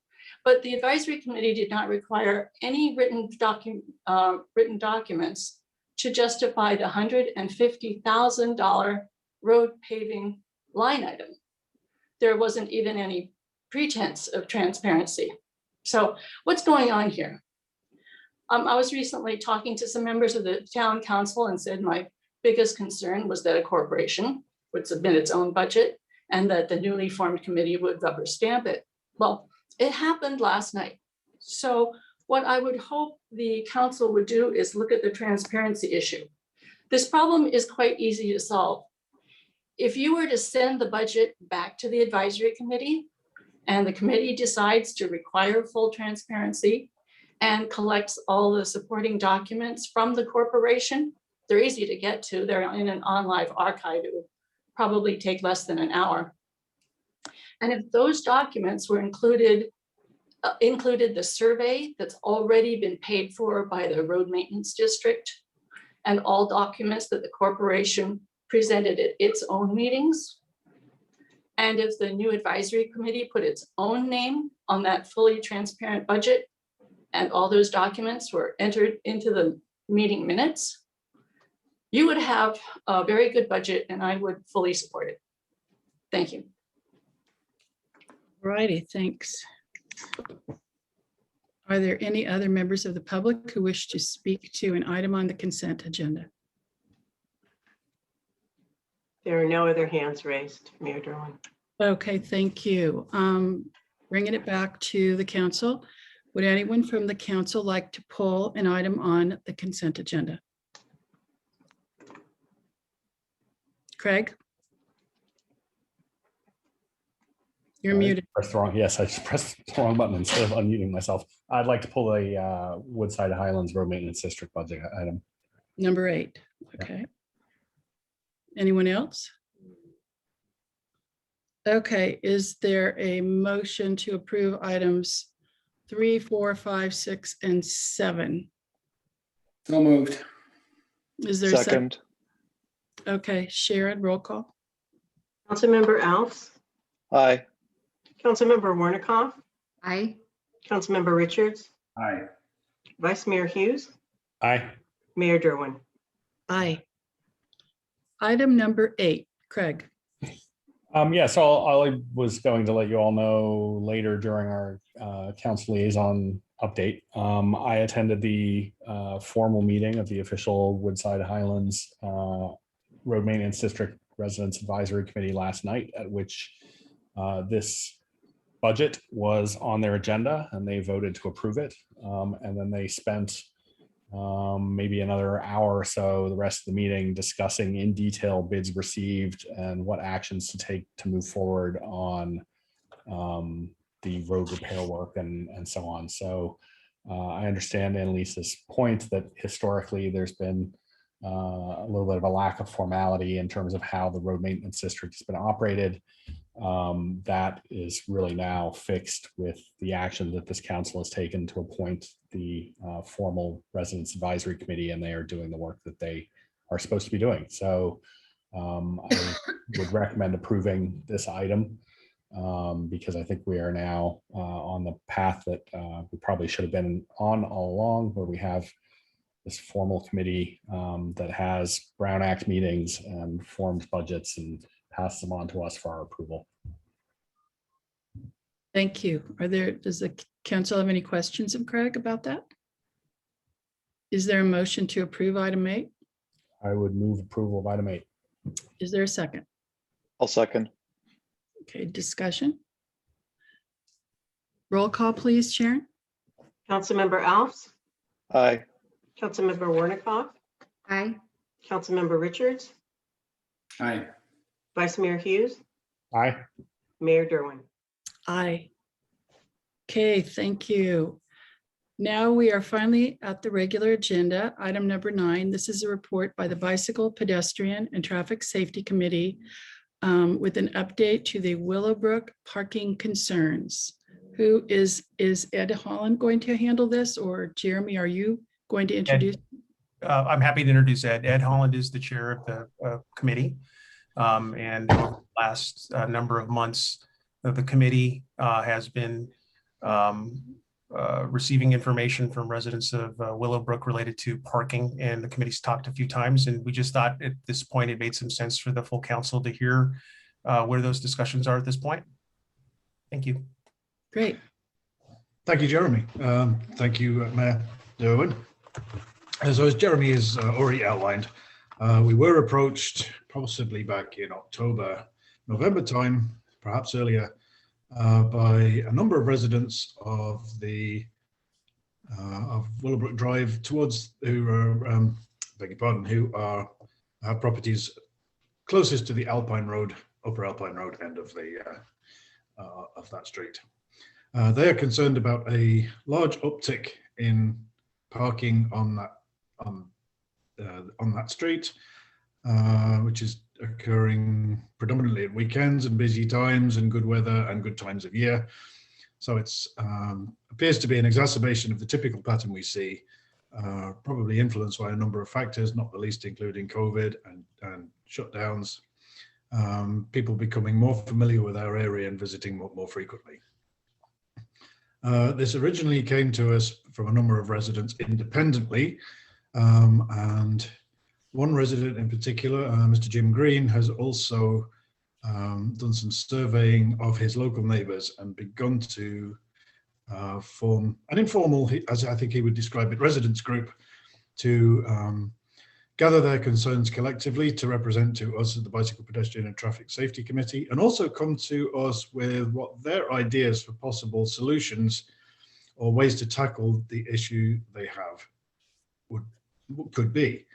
They're not demanding things, but I can see that there's a certain amount of expectation that the town will take some action here. And whilst we haven't promised anything, we have obviously taken their concerns very seriously. And a number of ideas have been distilled out of that in particular. Originally, the concern was not that they were that residents were upset about parking, but concern that their driveways, if not being blocked, were affected for line of sight for access, egress and access to and from their personal driveways. This does seem to have morphed into a more general discussion about the amount of parking and parking on both sides of the roads restricting traffic flow at very busy times. And I think, as Jeremy might wish to back me up on this a little bit, we've decided currently to, this isn't a problem that's going away immediately. BPTS has then subsequently formed a subcommittee to actually discuss this. There's myself from the committee, Kevin Welsh, Jeremy and Howard, to actually sort of take this problem offline and decide how we tackle both what we might consider as possible actions to take, but also the right way to engage with the right number of residents. And then also break the problem down into two things, both of which concern only safety and not people's desire to see or not see parking outside their houses. And I think that is generally the concern expressed by the residents as they put it to us. That one, we look at the direct safety and visibility from driveways as one problem and have considered looking at that by extending red curb areas at selected driveways at individual residents at request. And Howard did a very good job formulating a letter circulated to the houses, I think back to 150 or 130 Willowbrook. If you're familiar with the street, there is a part with a separate green divider down the center, and that seems to really bracket the most heavily affected area by visitor parking upwards towards Alpine Road at that point. Secondly, to take the residents' concerns and ideas into hand and consider how we go forward on the discussion with them about that, but certainly not able to really at this stage to make any formal recommendations or design changes or anything of that nature. It's a tricky problem, and it is not an individual location problem. It's been likened to a balloon in the past, where if you squeeze a balloon in one place to reduce its swelling, it balloons out somewhere else instead. And as you may be aware, the BPTS has taken the concerns about visitor parking that affect a number of locations as a running agenda item almost since its inception in 2012. So I think that's the best I can give you for an update on that. And if you have any further questions about individual details on that, then please do ask away. And through the chair, if I may, Ed did an excellent job. The committee has had a number of discussions, and the subcommittee is going to be meeting on this as well. And it is a tough nut to crack in many ways, because it does blend different types of issues, and also COVID is exasperated as a problem, and it's not clear what that problem will look like in the future. So I think I think the approach of the committee and staff has been to be deliberate and not make any rash decisions. We know a number of residents will be engaging in the program that we have to paint the curbs. We've just waited on that because of the weather and the like. So as the weather clears, we'll be doing that. And I think the bifurcation that Ed was referring to is important as we move forward. But Ed and I and Howard, who's here tonight, we all thought it was really important that the council get an update on what that discussion looks like. The engagement of the community in that area has been incredible. The one resident that Ed referred to, Mr. Green, has talked to just about every neighbor on that part of the median strip and beyond. I think it's done a really thorough job, and I think we all certainly appreciate that the focus has been on the safety issues that they see and that they perceive in that part of the world. With that, we happy to answer any questions. Howard just popped up as a panelist too, if there's anything you would like tonight. I would like to add to that, Jeremy, if I may, Chair, that I believe that the approach to us does come to us with some expectations, and I look to the council for some advice in how to manage that particular situation. Okay, council. He's looking to us for advice on how to manage that particular situation. But I will be bold. Thank you, Jeremy. You're welcome. I'm not a council member, but I would look to Council Member Hughes, who serves on the committee, who's been observing this as well. He may have some initial thoughts. Yeah, you guys are all acting here together, if I may, through the chair, to whittle down my council liaison reports by putting them all on regular agenda items here. Yeah, the presentation from Mr. Green at the BPTS was really very helpful, and he, I have to acknowledge the tremendous amount of work that he's done getting the residents all on the same page. They're all more or less asking for the same thing. There's one sort of coherent thing that they're asking for. My recommendation at this stage would essentially be, and this was something that was discussed at the BPTS, would be to have a special meeting of probably the BPTS or a subcommittee of the BPTS specifically on this issue with staff to come up with an action plan. I think Jeremy in the meeting suggested that we fairly quickly could probably put in some temporary measures that would more or less solve this problem in the near term. And by temporary, they could last 6 months or so, and then that will take us through to the end of summer as we're coming out of COVID, and we can see if the traffic problems persist at that point and need a longer term solution. But what specific short-term solutions, I think it would be useful to have one more working meeting with staff and possibly BPTS and the neighbors to do the blocking and tackling and figure out exactly what that short to midterm plan would be. To follow up on what Craig was just saying, that as you all know, the council provided authority to the town manager during COVID to take certain actions related to parking. So there was some tacit comfort level tonight.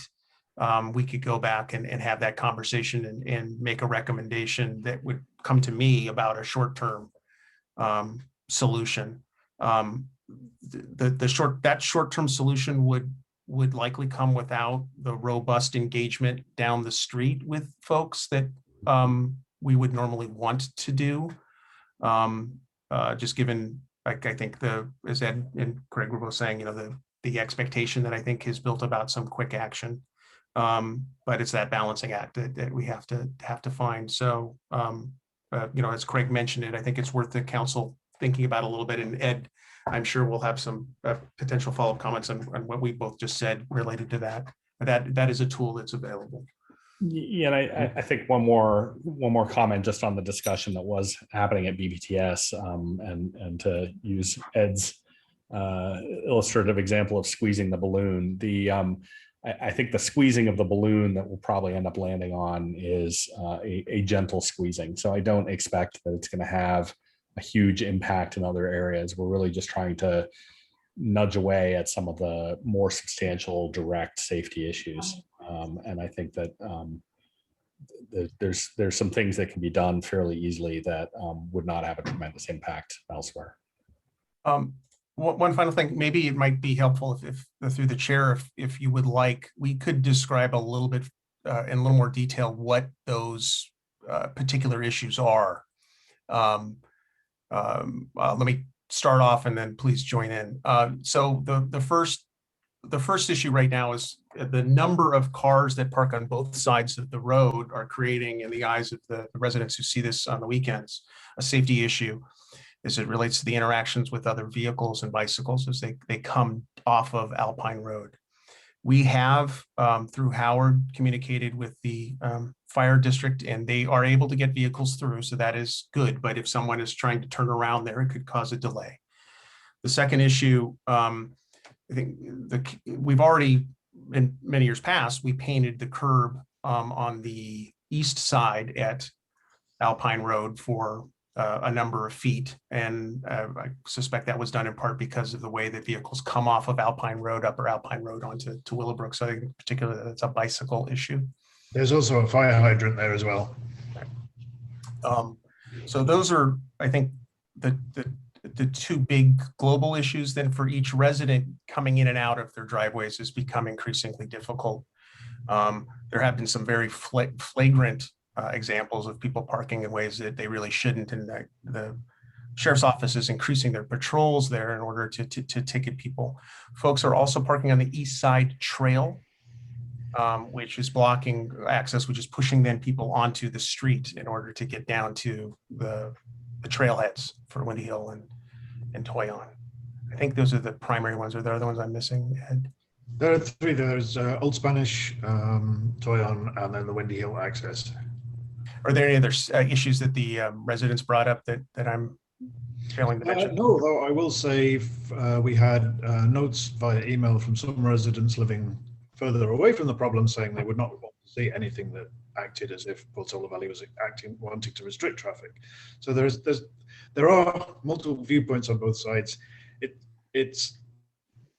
We have to take Mr. Green and his ad hoc residence committee at face value as saying they have safety interests at heart, but I'm sure I would feel necessarily not best disposed to a lot of cars parking outside my house every weekend. So Is it mostly on the weekend, not so much on the weekdays? Very much so. John? You're muted, John. John? Could you clarify what the temporary measures are that you're thinking of? Anything beyond the painting of the curbs right next to the driveways? A temporary measure could look like what we did initially during COVID, which would be the placement of bollards along the road. It's a very unattractive solution. It would not want to put in a solution that required those to be removed on a weekly basis and put back, so they would be out there for some period of time. But it could tell us something about how people park and alleviate some of those issues. But to the balloon notion, are we pushing a problem further down that just now sits beyond the median? Yeah. So this would be done to the median space. That's the controls wouldn't go anywhere past that. Is that the idea? I think right in there. Yeah. I don't think we would want to put anything beyond that. And I think up to the median makes some sense, just given the way that the parking has been. Right. One thing I have noted is that the Windy Hill open space guys now no longer have a solid gate all the way across their entranceway. Perhaps they do still. But there is a reasonably large area of parking down by the bridge as you enter their property. You go in, down the driveway, and before you reach the bridge across the creek, there's probably room for a few cars there. And should we approach them to open up parking within their property at that end of the trail and help relieve the problem that way? How many spaces do you think, if you think it's 3 or 4 spaces? Let's say I counted up. You may get 10 cars if they were all parked. It might make a difference. And I think we ought to approach them in some way and let's see if that's possible. To Ed's point through the chair, I think that this is a good time to have a broader conversation with Mid-Penn around parking issues as it relates to existing and future facilities, particularly the Hawthorne property once that gets going.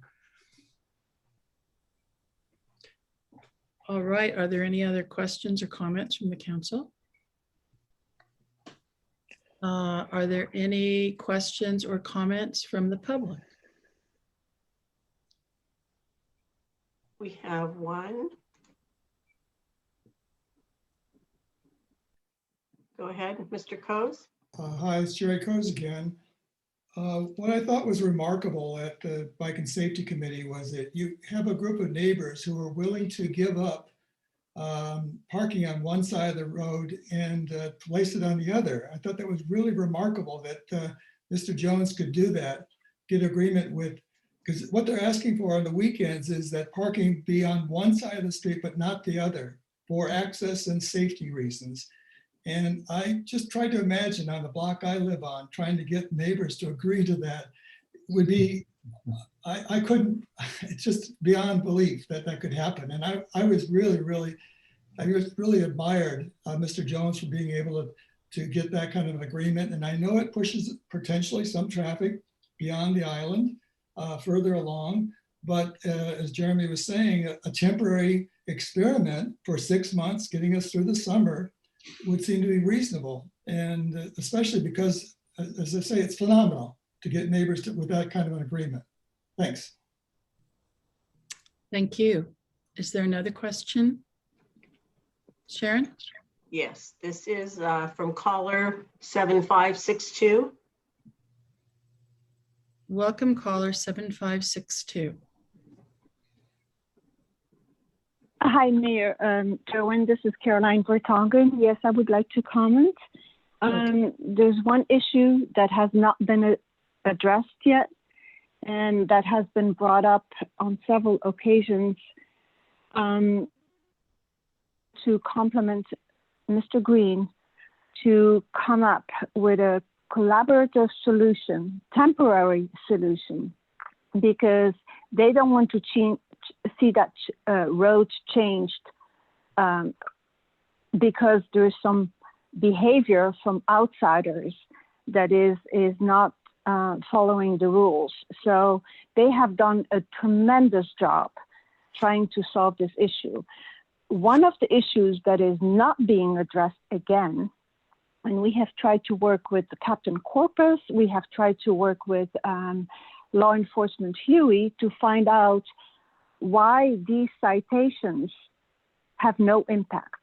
We were told in the beginning of the year that San Mateo County cannot cite people from outside San Mateo County. We have tried to find out if that issue has been resolved. We don't get any answers. So really, it's a behavioral problem. I don't know what Council Member Hughes is meaning by saying squeeze the balloons, but there's several issues, and it's not by Portola Valley residents. We are very open as a society for so many people, but apparently there's so many people taking advantage of our generosity, and it's sad. Thank you. Okay, thank you. Do I see a hand up for Jeff? Yeah. I was going to, Ed, why don't you, I saw you, Ed, put your hand. Go ahead, Ed, why don't you go ahead? And I had one comment, but I can wait till the end. Yeah, okay. The one comment I would have is, we pointed out, I think, from also support from Howard as well on this, is that nothing we see in terms of 99.9% of the parking is actually represents any illegal or irresponsible use of the roadway. Everything is within the guidelines and general traffic law. So citations, I believe, have only been given when there was a clear infraction of either parking signage or somebody's blatantly blocking the roadway. And so it's not about a desire to restrict people or show that we have any mean-spiritedness toward them. And through the chair, I should just note for the record that the sheriff's office in San Mateo County can cite vehicles from those who live outside San Mateo County, and that's clearly been happening. Thanks. Jeff? Yeah, well, Ed, thank you for your presentation here, and thanks to Howard, Jeremy, and the BPTS committee for everything that you guys have done to address this. We obviously had a pretty acute problem with this about a year ago when we were first, when the lockdowns were first happening. Part of the reason that we ended up asking Mid-Penn to close Windy Hill for a while is because this situation on Willowbrook was so hazardous. I guess I think what you guys are doing is great. The one thing I really appreciate is just the focus on the safety. We got a few comments about people sort of making it sound like this is a question of convenience or just get off my lawn. And so I appreciate the fact that everyone sort of seems to be on the same page and is agreeing that this is really, it has to be treated as a safety concern, and to do what needs to be done just to maintain kind of the safety along that stretch. So that's my one, if I had to give any sort of guidance on this, is just to keep that focus. So thank you. Okay. Now, has this been helpful, Ed? Thank you. Yes. I know Howard has also mentioned that if we continue to see a problem long after we think things have returned to whatever normal is going to be, that it might be time to bring in, as a traffic consultant to look at the problem again and take that in a more professional, with a more professional view. Yeah, I think that sounds like a good plan. Mayor Derwin, I see there's two more people have put their hands up in the public as well. Okay, I see Betsy Morgenthaler, correct? Yes, thank you so much, Mayor. I just wanted to, first of all, compliment all of you for hearing all of this out. And I too I attended the meeting and thought that Jim Green's presentation and the neighbors were completely admirable. I really am here to support their coordination and working together as emblematic of what we all want to do. I happened to notice on Sunday morning there was a lot of traffic, and I was curious, so I checked out the Windy Hill parking lot, and there were 49 cars there and 2 empty places. The 2 handicap places are often empty, and they were empty. So it was full to capacity. I was just glad to see that it could actually accommodate all the cars it was signed up to do. I applaud the idea of experimentation. I think we'll probably need a few iterations of it and learn a lot. It's occurred to me as I stood in Windy Hill parking lot, and knowing my fundamental ground is to protect open spaces and the beauty of what we have and call our open vistas. I was standing next to another parking lot. Our neighbor, our beloved neighbor, the Sequoias, and remarkably, at the same time that Windy Hill is full to capacity, the Sequoias parking lot at the lower level, as it meets Windy Hill parking lot, is not. And I don't know whether there would be a possibility for a temporary exploration about, a 1-month experiment, say. But it occurred to me that it was a next logical place that, were I in your shoes, I would want to go. And then lastly, and not unimportant, related to safety, on Portola Road itself, I did get some pictures. The cars were very heavy on Portola Road as well as Willowbrook. That's not uncustomary, that's quite common. There were a number of cars that were over the white line as well as fully blocking. Most most of them, as you get beyond the Windy Hill parking sign, as you're headed north, the Windy Hill parking sign comes. After, they can park more off-road, but to the south of that, they're very much blocking the entire bicycle lane. It's not a bicycle lane, but the shoulder. And several of them were over the white line.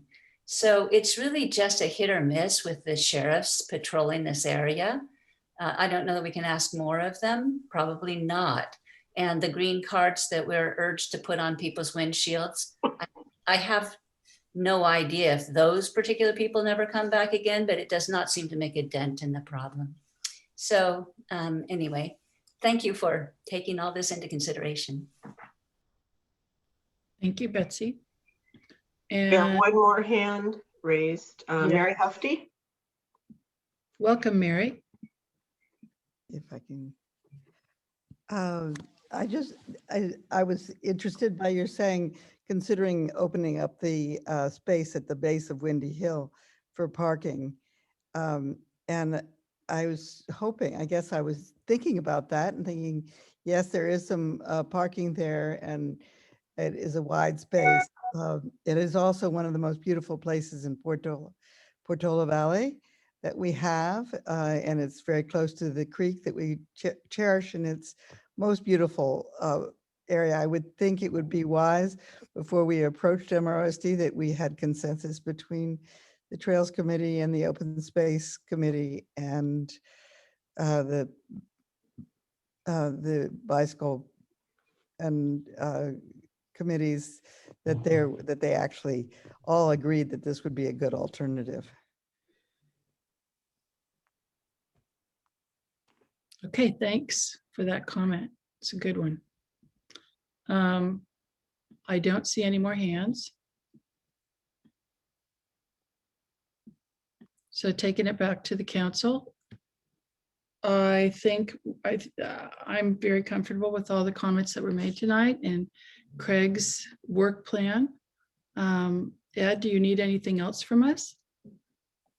Not at this stage, thank you. No, I think we have a path forward. I think if that has a reasonable amount of the council's blessing to pursue it in the way that we've outlined, that should be good. But I also don't want these things really to be taken completely focused on one area.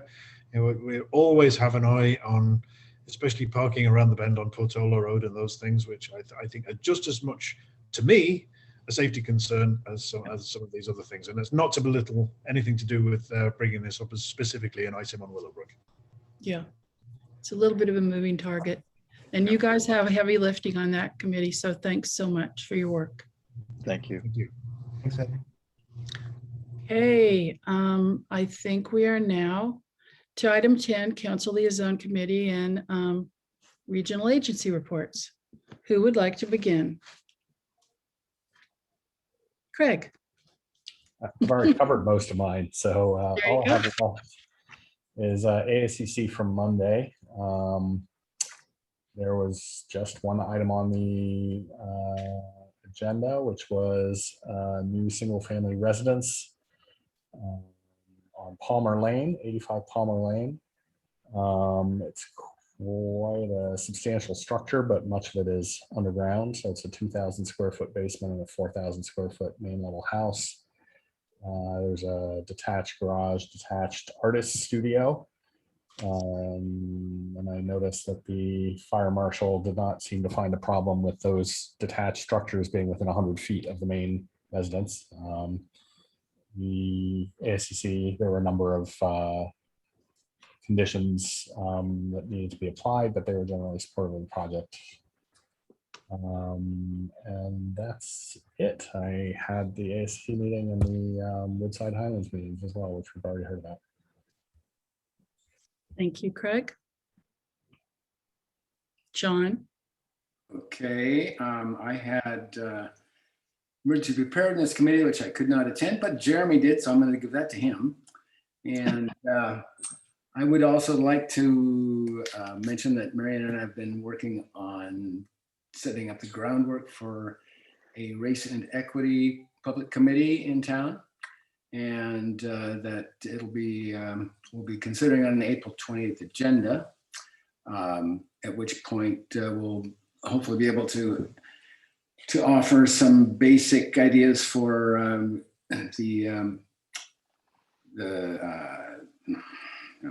blanking on the charter.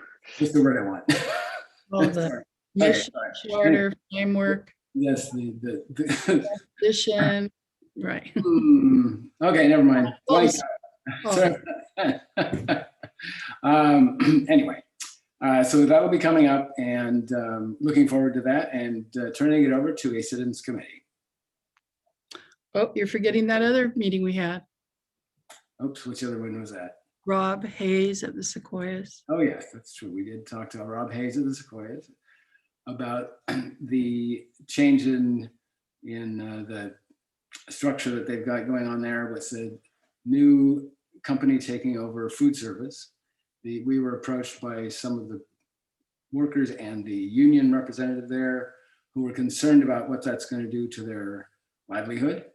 And so we decided we should talk to Rob about it, and he gave us a rundown, very positive review from his standpoint about this company. Actually, the company is not new. It is the largest food service company in the world. And it has been in charge of their food service for a long time. Just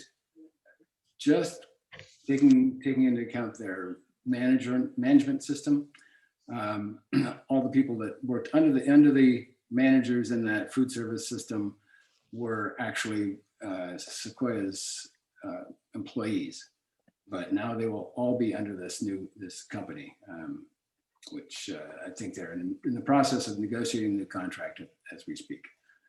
So that'll be an interesting thing that may come back. We'll hear more about it. We'll see how that pans out, and get back to you. Yes, this would be all the employees that are not clinical staff. So the groundskeepers, the people who do the linens, the people who deliver the food, everybody except clinical was essentially fired and was moved over to the subcontractor named Morrison. Morrison is a division of Compass. Morrison was already doing their food service. I will say that the meeting we had with Rob and the version he gave us was quite different from the meeting we had with John Avalos and the workers. So we'll just see how it pans out. To be fair, at the moment when we had the meeting with John Avalos and the workers, there was very little known about what the result was going to be, how the contract would pan out, and that has not yet been finalized. But there's a fair amount of information that's come out about the company that's been running it. It looks positive on paper anyway. So hopefully it will be. Okay, Jeff. Yeah, so last, the 25th, there was Nature and Science had another meeting. They are really trying to push ahead with this speaker series. So I believe they were working with staff to finalize a date for Roger Romani and the Black Hole Talk, their first event. And they've got two or three other, Leslie Field from ICE 911 has also agreed to give a talk, and that's to be determined. I'm not sure if the date has actually been nailed down for Roger's talk, but that was going to be the first talk. It's probably hopefully sometime later this month, but I actually got to check to see if they've got something on the calendar yet.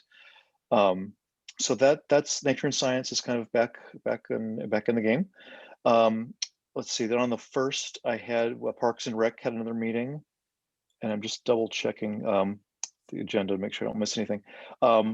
They are actually going to, I think we're going to move forward with a little pilot project for a dog park next to the sports court at Town Center. We're going to sort of looking at that area to see if we might be able to put up a temporary fencing and try having a dog park there, sort of just kind of over where that big oak tree is. Just very sort of minimal work, not a lot of certainly not like doing anything to land there, just putting up a fence and seeing if people like having a place where the dog could potentially be off leash for a little while. So we're going to try that, I think, we're looking at it and we'll see if we can try it as a pilot. And it's kind of exciting, I think. You may have noticed the skate ramp is gone.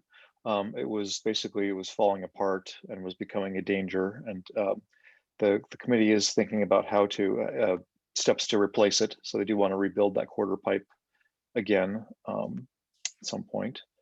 And then other than that, we've had a few discussions just with Alpine Inn. As you might recall, we lease the parking lot next to Rosati's Field is half town property and half Alpine Inn property, and we lease part of it to them so that they can meet the parking requirements in their CUP. And they've been having conversations mostly with Alpine strikers, making sure that the strikers have basically enough parking spaces at that end of the lot for practices and possibly even games this spring. So far, it's mostly been conversations between strikers and Alpine Inn. I think our feeling has been just that we want to, there's a set number of spaces that Alpine Inn needs to meet its CUP, and we would like to sort of at least make sure that we carve out a certain set of spaces on our property pretty much whenever the field's going to be active, so that the parents and the players basically can easily get in and out to the field for practices and games. Other than that, nothing too exciting. After 3 years, I was termed out. I am no longer the chair of the board of Peninsula Clean Energy. Rick DeGolia from Atherton has taken over for me that spot. I am still on the board, still doing plenty, but Rick is now Rick DeGolia is the new chair, and Donna Colson from Burlingame has taken over as the vice chair. So other than that, things are about the same. So that's all I have right now. Thanks. Jeff, can I ask a question? Yep.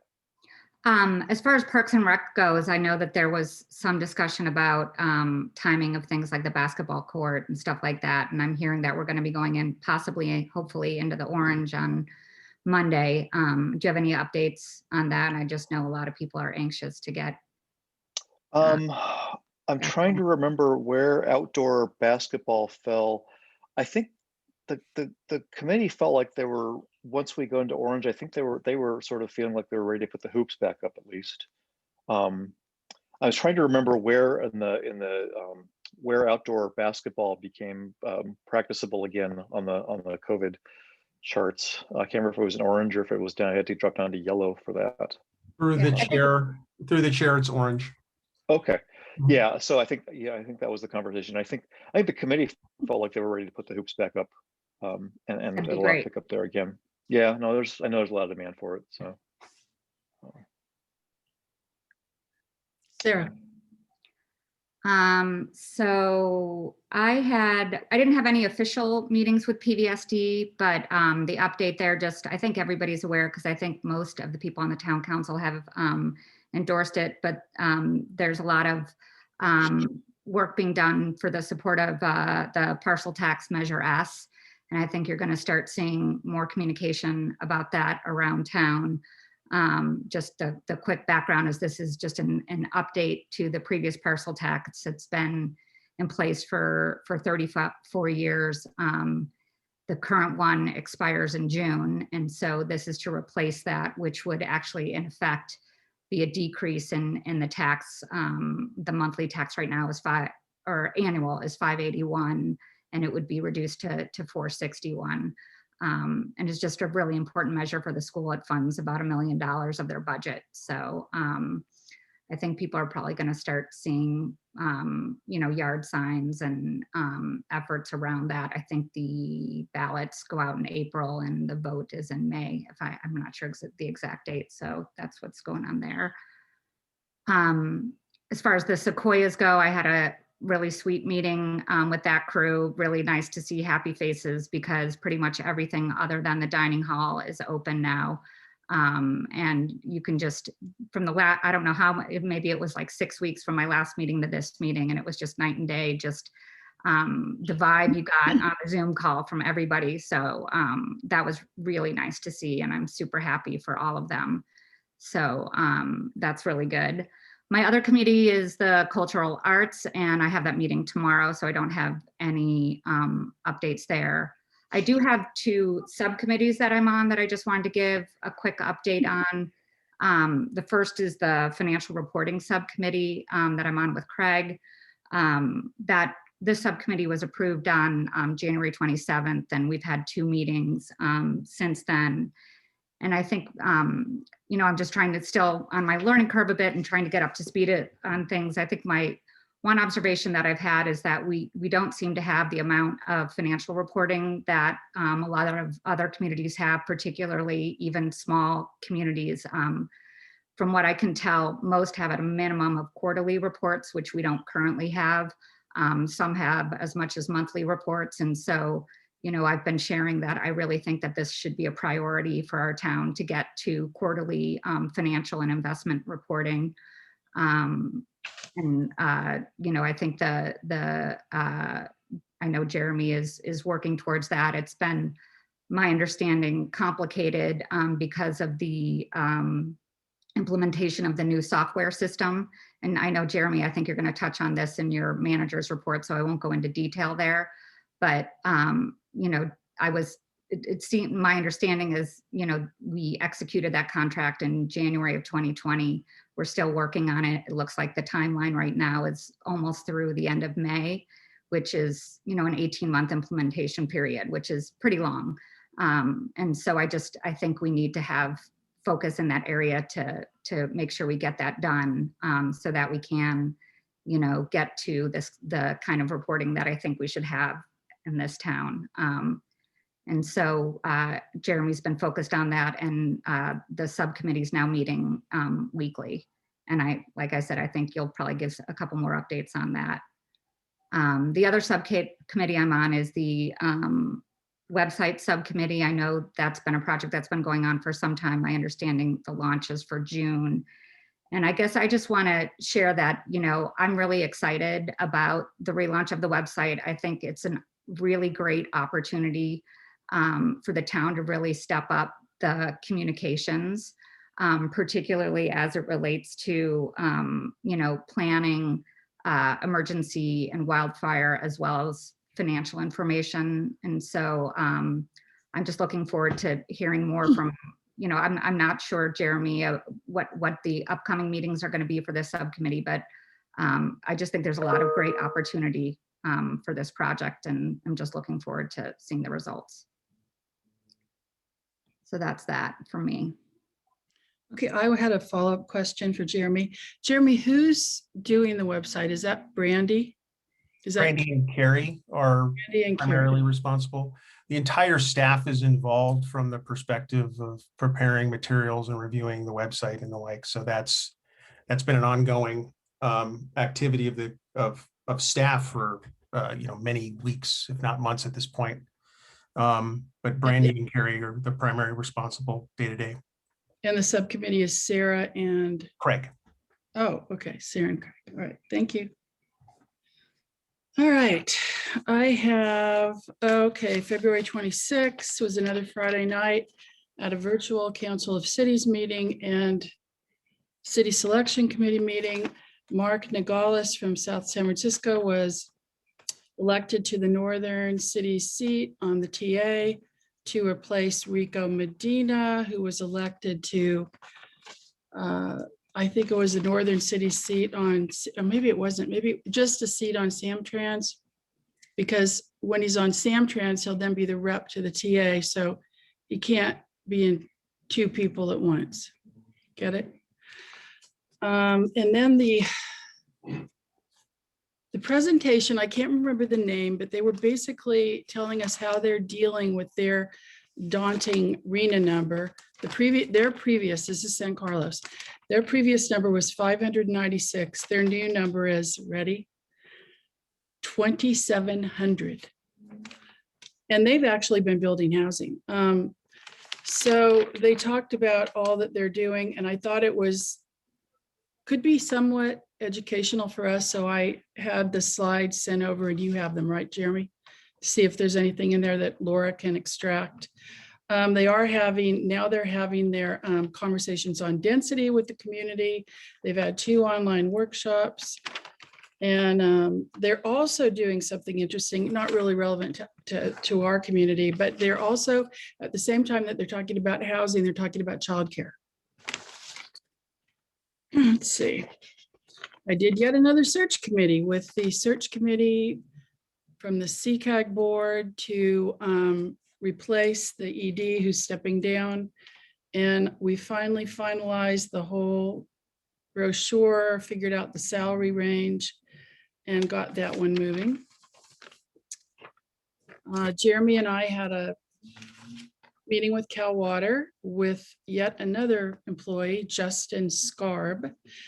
And essentially this is because Cal Water has a lot of bills due from residents, from customers. They have something like, at the end of 2020, they had $9.6 million in overdue bills. In our community, in our district, Bear Gulch, 345 customers are 90 days past due for a total of $240,000, and they're looking for some help there as to how they can collect those funds.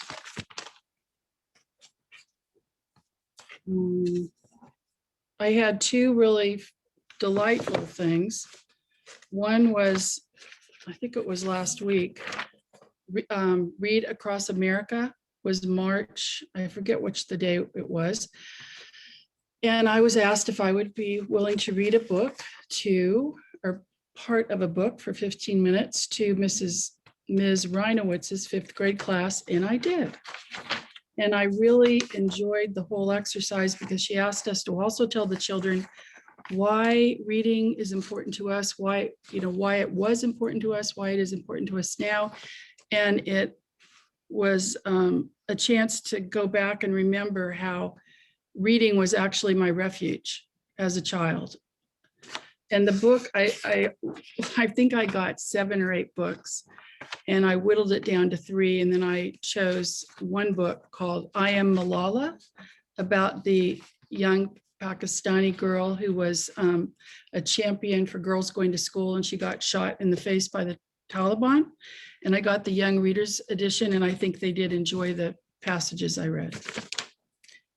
And then I was asked, and I can't recall the name of the teacher, to be a judge, to judge 2 inventions, one by a 4th grader, one by a 6th grader, because they're trying to get into the state competition. And since this really isn't my wheelhouse, I recruited my friend, John Richards, who's an architect, and he's helped me.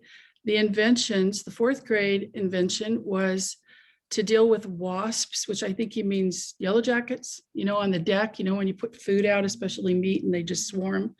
So it was this little contraption. And so you put meat in this one little part, and then the yellow jacket goes in and it's sticky and it sticks there. Then there's another little part that I wasn't clear on this, whether it was automatic or you had to push the trigger that would send a little ball in that would like kill the yellow jacket. That was that one. The other one was this device for saxophone players who apparently get a lot of saliva. Can you describe that one, John? Yeah, since the saxophone mouthpiece goes horizontal, it traps the moisture in it sometimes, makes it sound funky. So you have to take it apart and swab it out.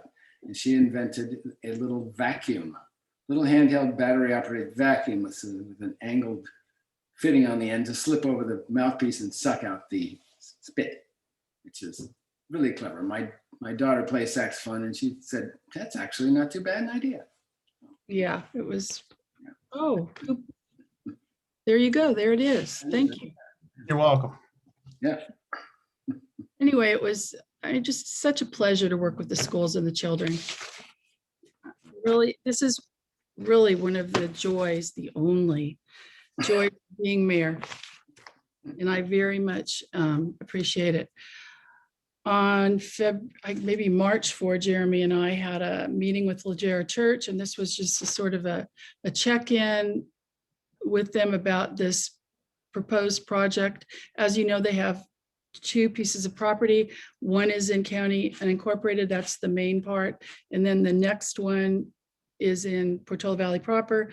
They would like to build, I think, 6 to 8 units of affordable housing, I think pretty low cost housing. So the 2 hurdles are to become an affiliated partner, which they we already did one piece, they have to do the other piece. And also then the language in the affiliated partner section of the housing element has to be rewritten such that you don't have to be an employee of the church to live there. So we just talked about the timing of how we can get through all that, and how we're going to have to do that anyway for the housing element. And I think they would like to do it sooner rather than later, and we'll just see how it goes. I think that's it for me. Jeremy, your report. Thank you. I have a lengthy report tonight. So just to follow up on John's mention of EPC, there was nothing in particular that came out of the committee.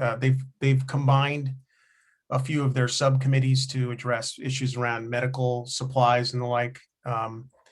We're very likely to see the SERP trailer that the SERP division in SERP division's Portola Valley is purchasing, located next door to the substation.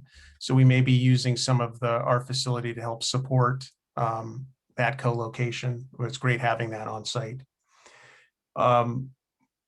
So the president is going to be signing a COVID relief bill probably Friday. The National Association of Cities and Counties of Cities has put out an estimated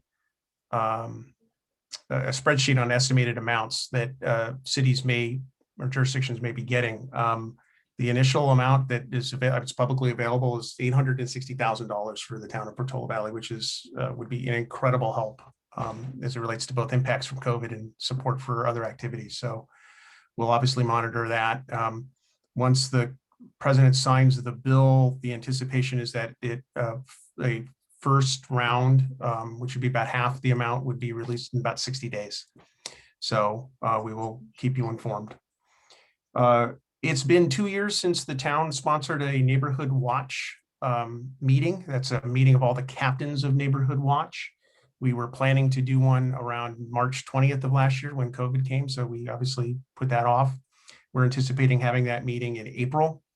It's our annual opportunity to thank them for all the work that they're doing, welcome new neighborhood watch committees into the fold, and share information about how they can continue to engage with residents, keep that fresh, which is the biggest struggle when it comes to neighborhood watch programs. They're relatively easy to get going because people are typically motivated by some particular issue, but it's hard to keep them going later on. So we like to meet with them once a year just to see how we can support them. That will include Captain Corpus and other representatives of the Sheriff's Office. You may have seen on tonight's agenda at Mid-Peninsula Regional Open Space District. I'm going to share my screen here. There was an item, it was a very quick item, 2 pages. There's a memorandum related to an update on the Hawthorne project planning efforts. So to summarize what this says is that they're expecting at Mid-Pen to start more significant engagement later this year, particularly in the summer. I do not anticipate that there will be significant items to react to at that point, but I have been encouraging Mid-Pen as they develop public outreach, A, to ensure that they include us and include residents in whatever form that takes, and B, make sure that they're talking to the maximum number of people so no one is surprised. For a reminder, this is the Hawthorne property, sometimes referred to as the Woods property, Alpine Road, Portola Road. This is Roberts right here. What is not included in this project is the old house here. That's a separate, under separate management.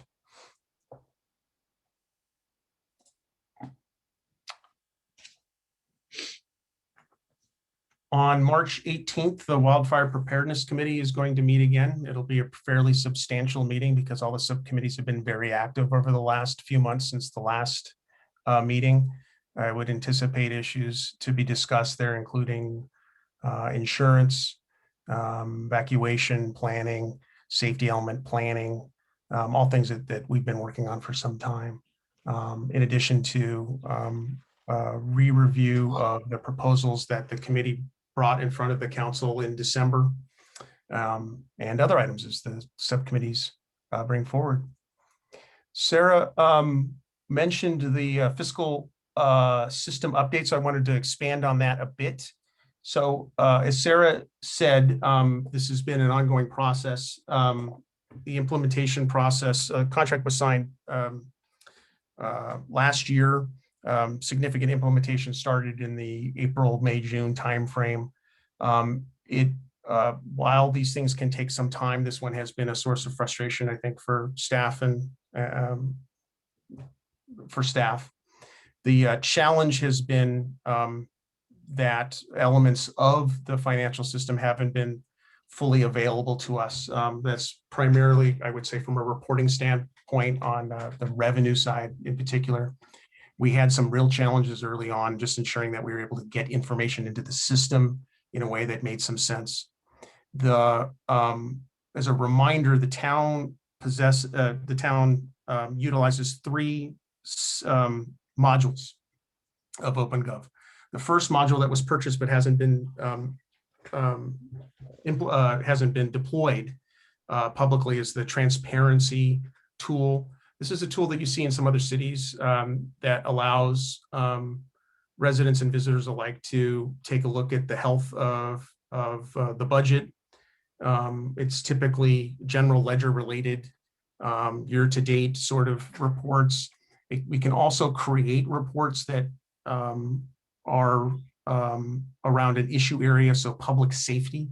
For instance, you could say how much expenditures are related to public safety. So that was the first module we bought. The second was a budget builder, which we have been using the last couple of years. That's one reason in part you've seen a new budget presentation from the town. The third piece is the financial system, which replaced fund balance, which was no longer being supported. And it was a pretty antiquated system. So some of the challenges have been related to the fact that although it's a mature system, the financial system that was purchased from there's a company called ClearGov in Texas that's being used. The system that we're using is not an on-premise system, it's an online system or in the cloud system.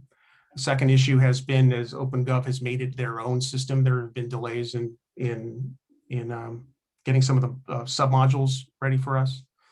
And the third is as there have been delays related to getting some of those submodules ready for prime time, it's meant that we've been delayed in getting information in the system. So the subcommittee, as Sarah said, we've been meeting recently. It's been really helpful having their engagement. I appreciate it.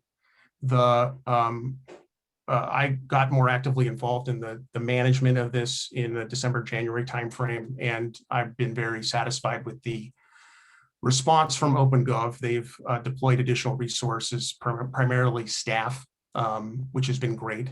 I feel very confident that in a matter of a few weeks that we're going to have a system up and running that will do the 2 primary things we needed to do. One is to do the basic financial reporting and monitoring. And secondly, ensuring that the financial system is talking well with the budget system so we can do our budget, because a lot of that activity is happening offline right now. So we've been able to do much of what we normally do through bank reconciliation and through other tools. There hasn't been an issue from that end, but it's certainly been frustrating as someone who wants to do pretty active budget monitoring and the like, that some of those tools haven't been available to me and staff. A lot of effort is going into it right now to get it up and running.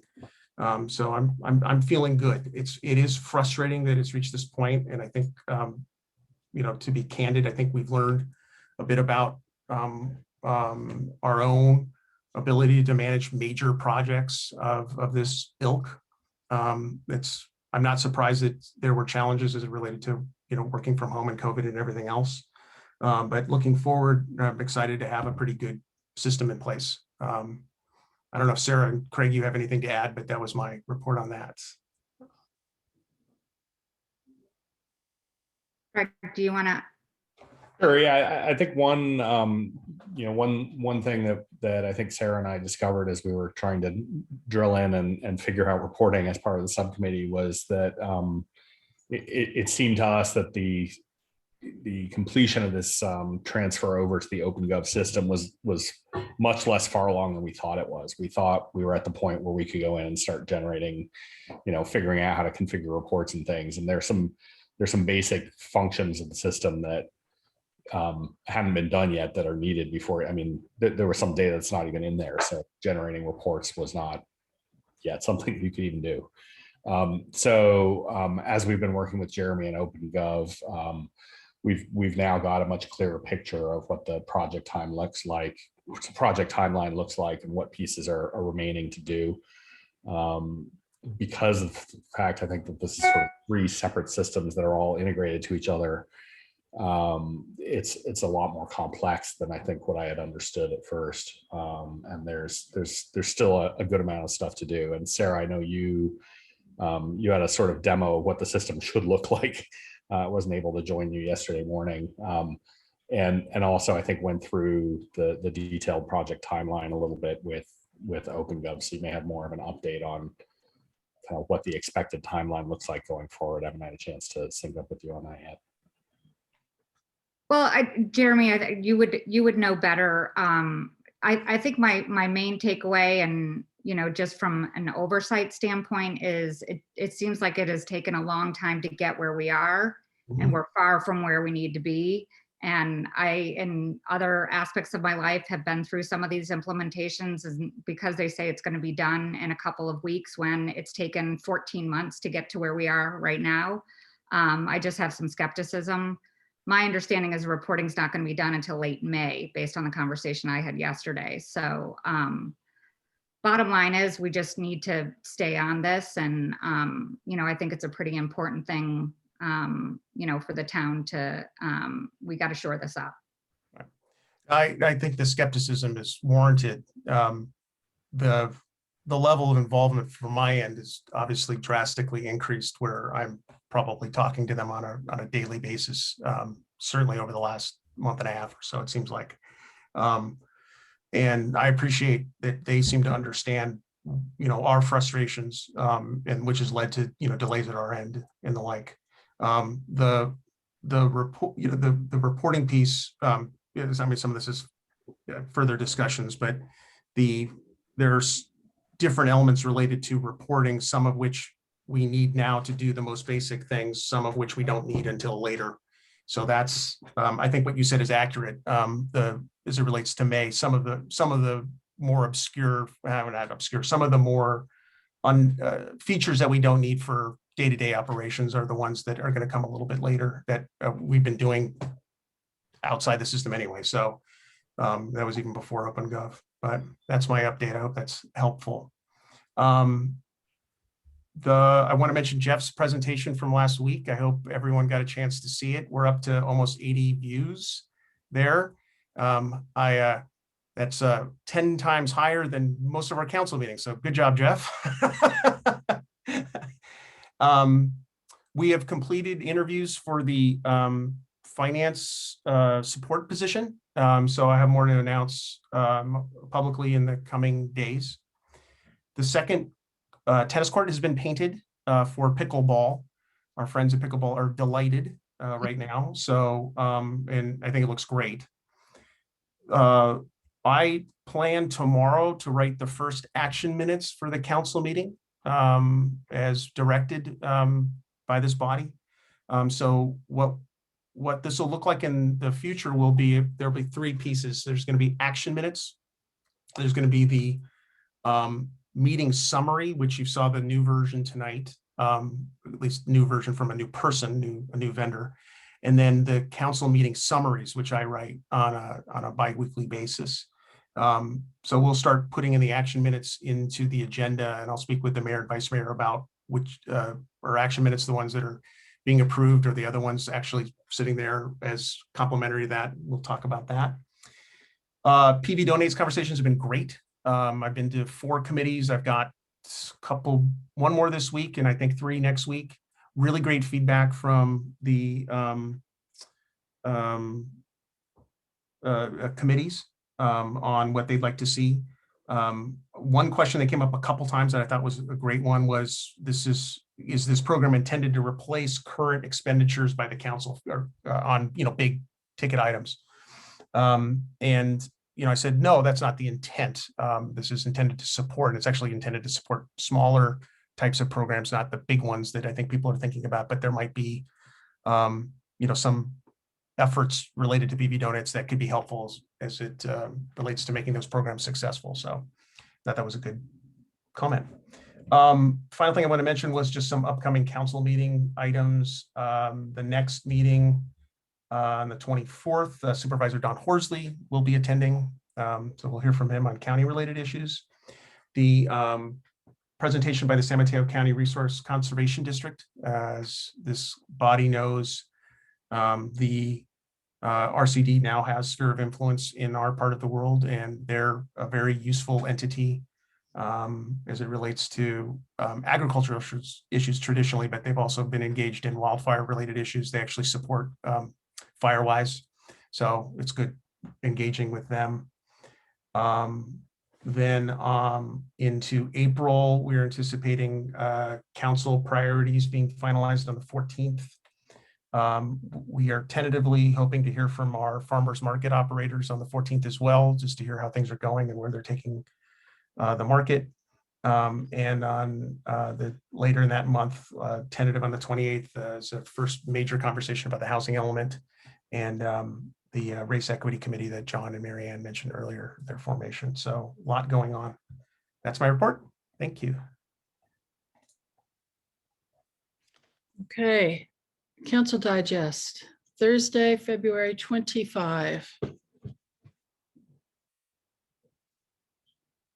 Anything?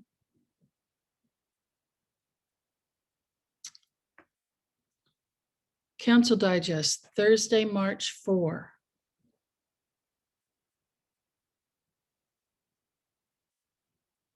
Nope. Okay. Then I think our meeting has concluded. All right. Sarah? I have one question that's been driving me crazy this whole meeting. Is that Anthony Fauci on your above your right shoulder there? I thought it was I'm trying to see. Oh, And I was like, I think that's who that is. It's my little Fauci dog. Does he do anything? Can you push the bottom and does he dance or is he just stand there? Oh, it's a little bobblehead. You know, remember these from, you might be young. That's cool. All right, now we're done. So Fauci and I are now adjourning the meeting. We are adjourned. Good night. Thanks, everyone. Good night.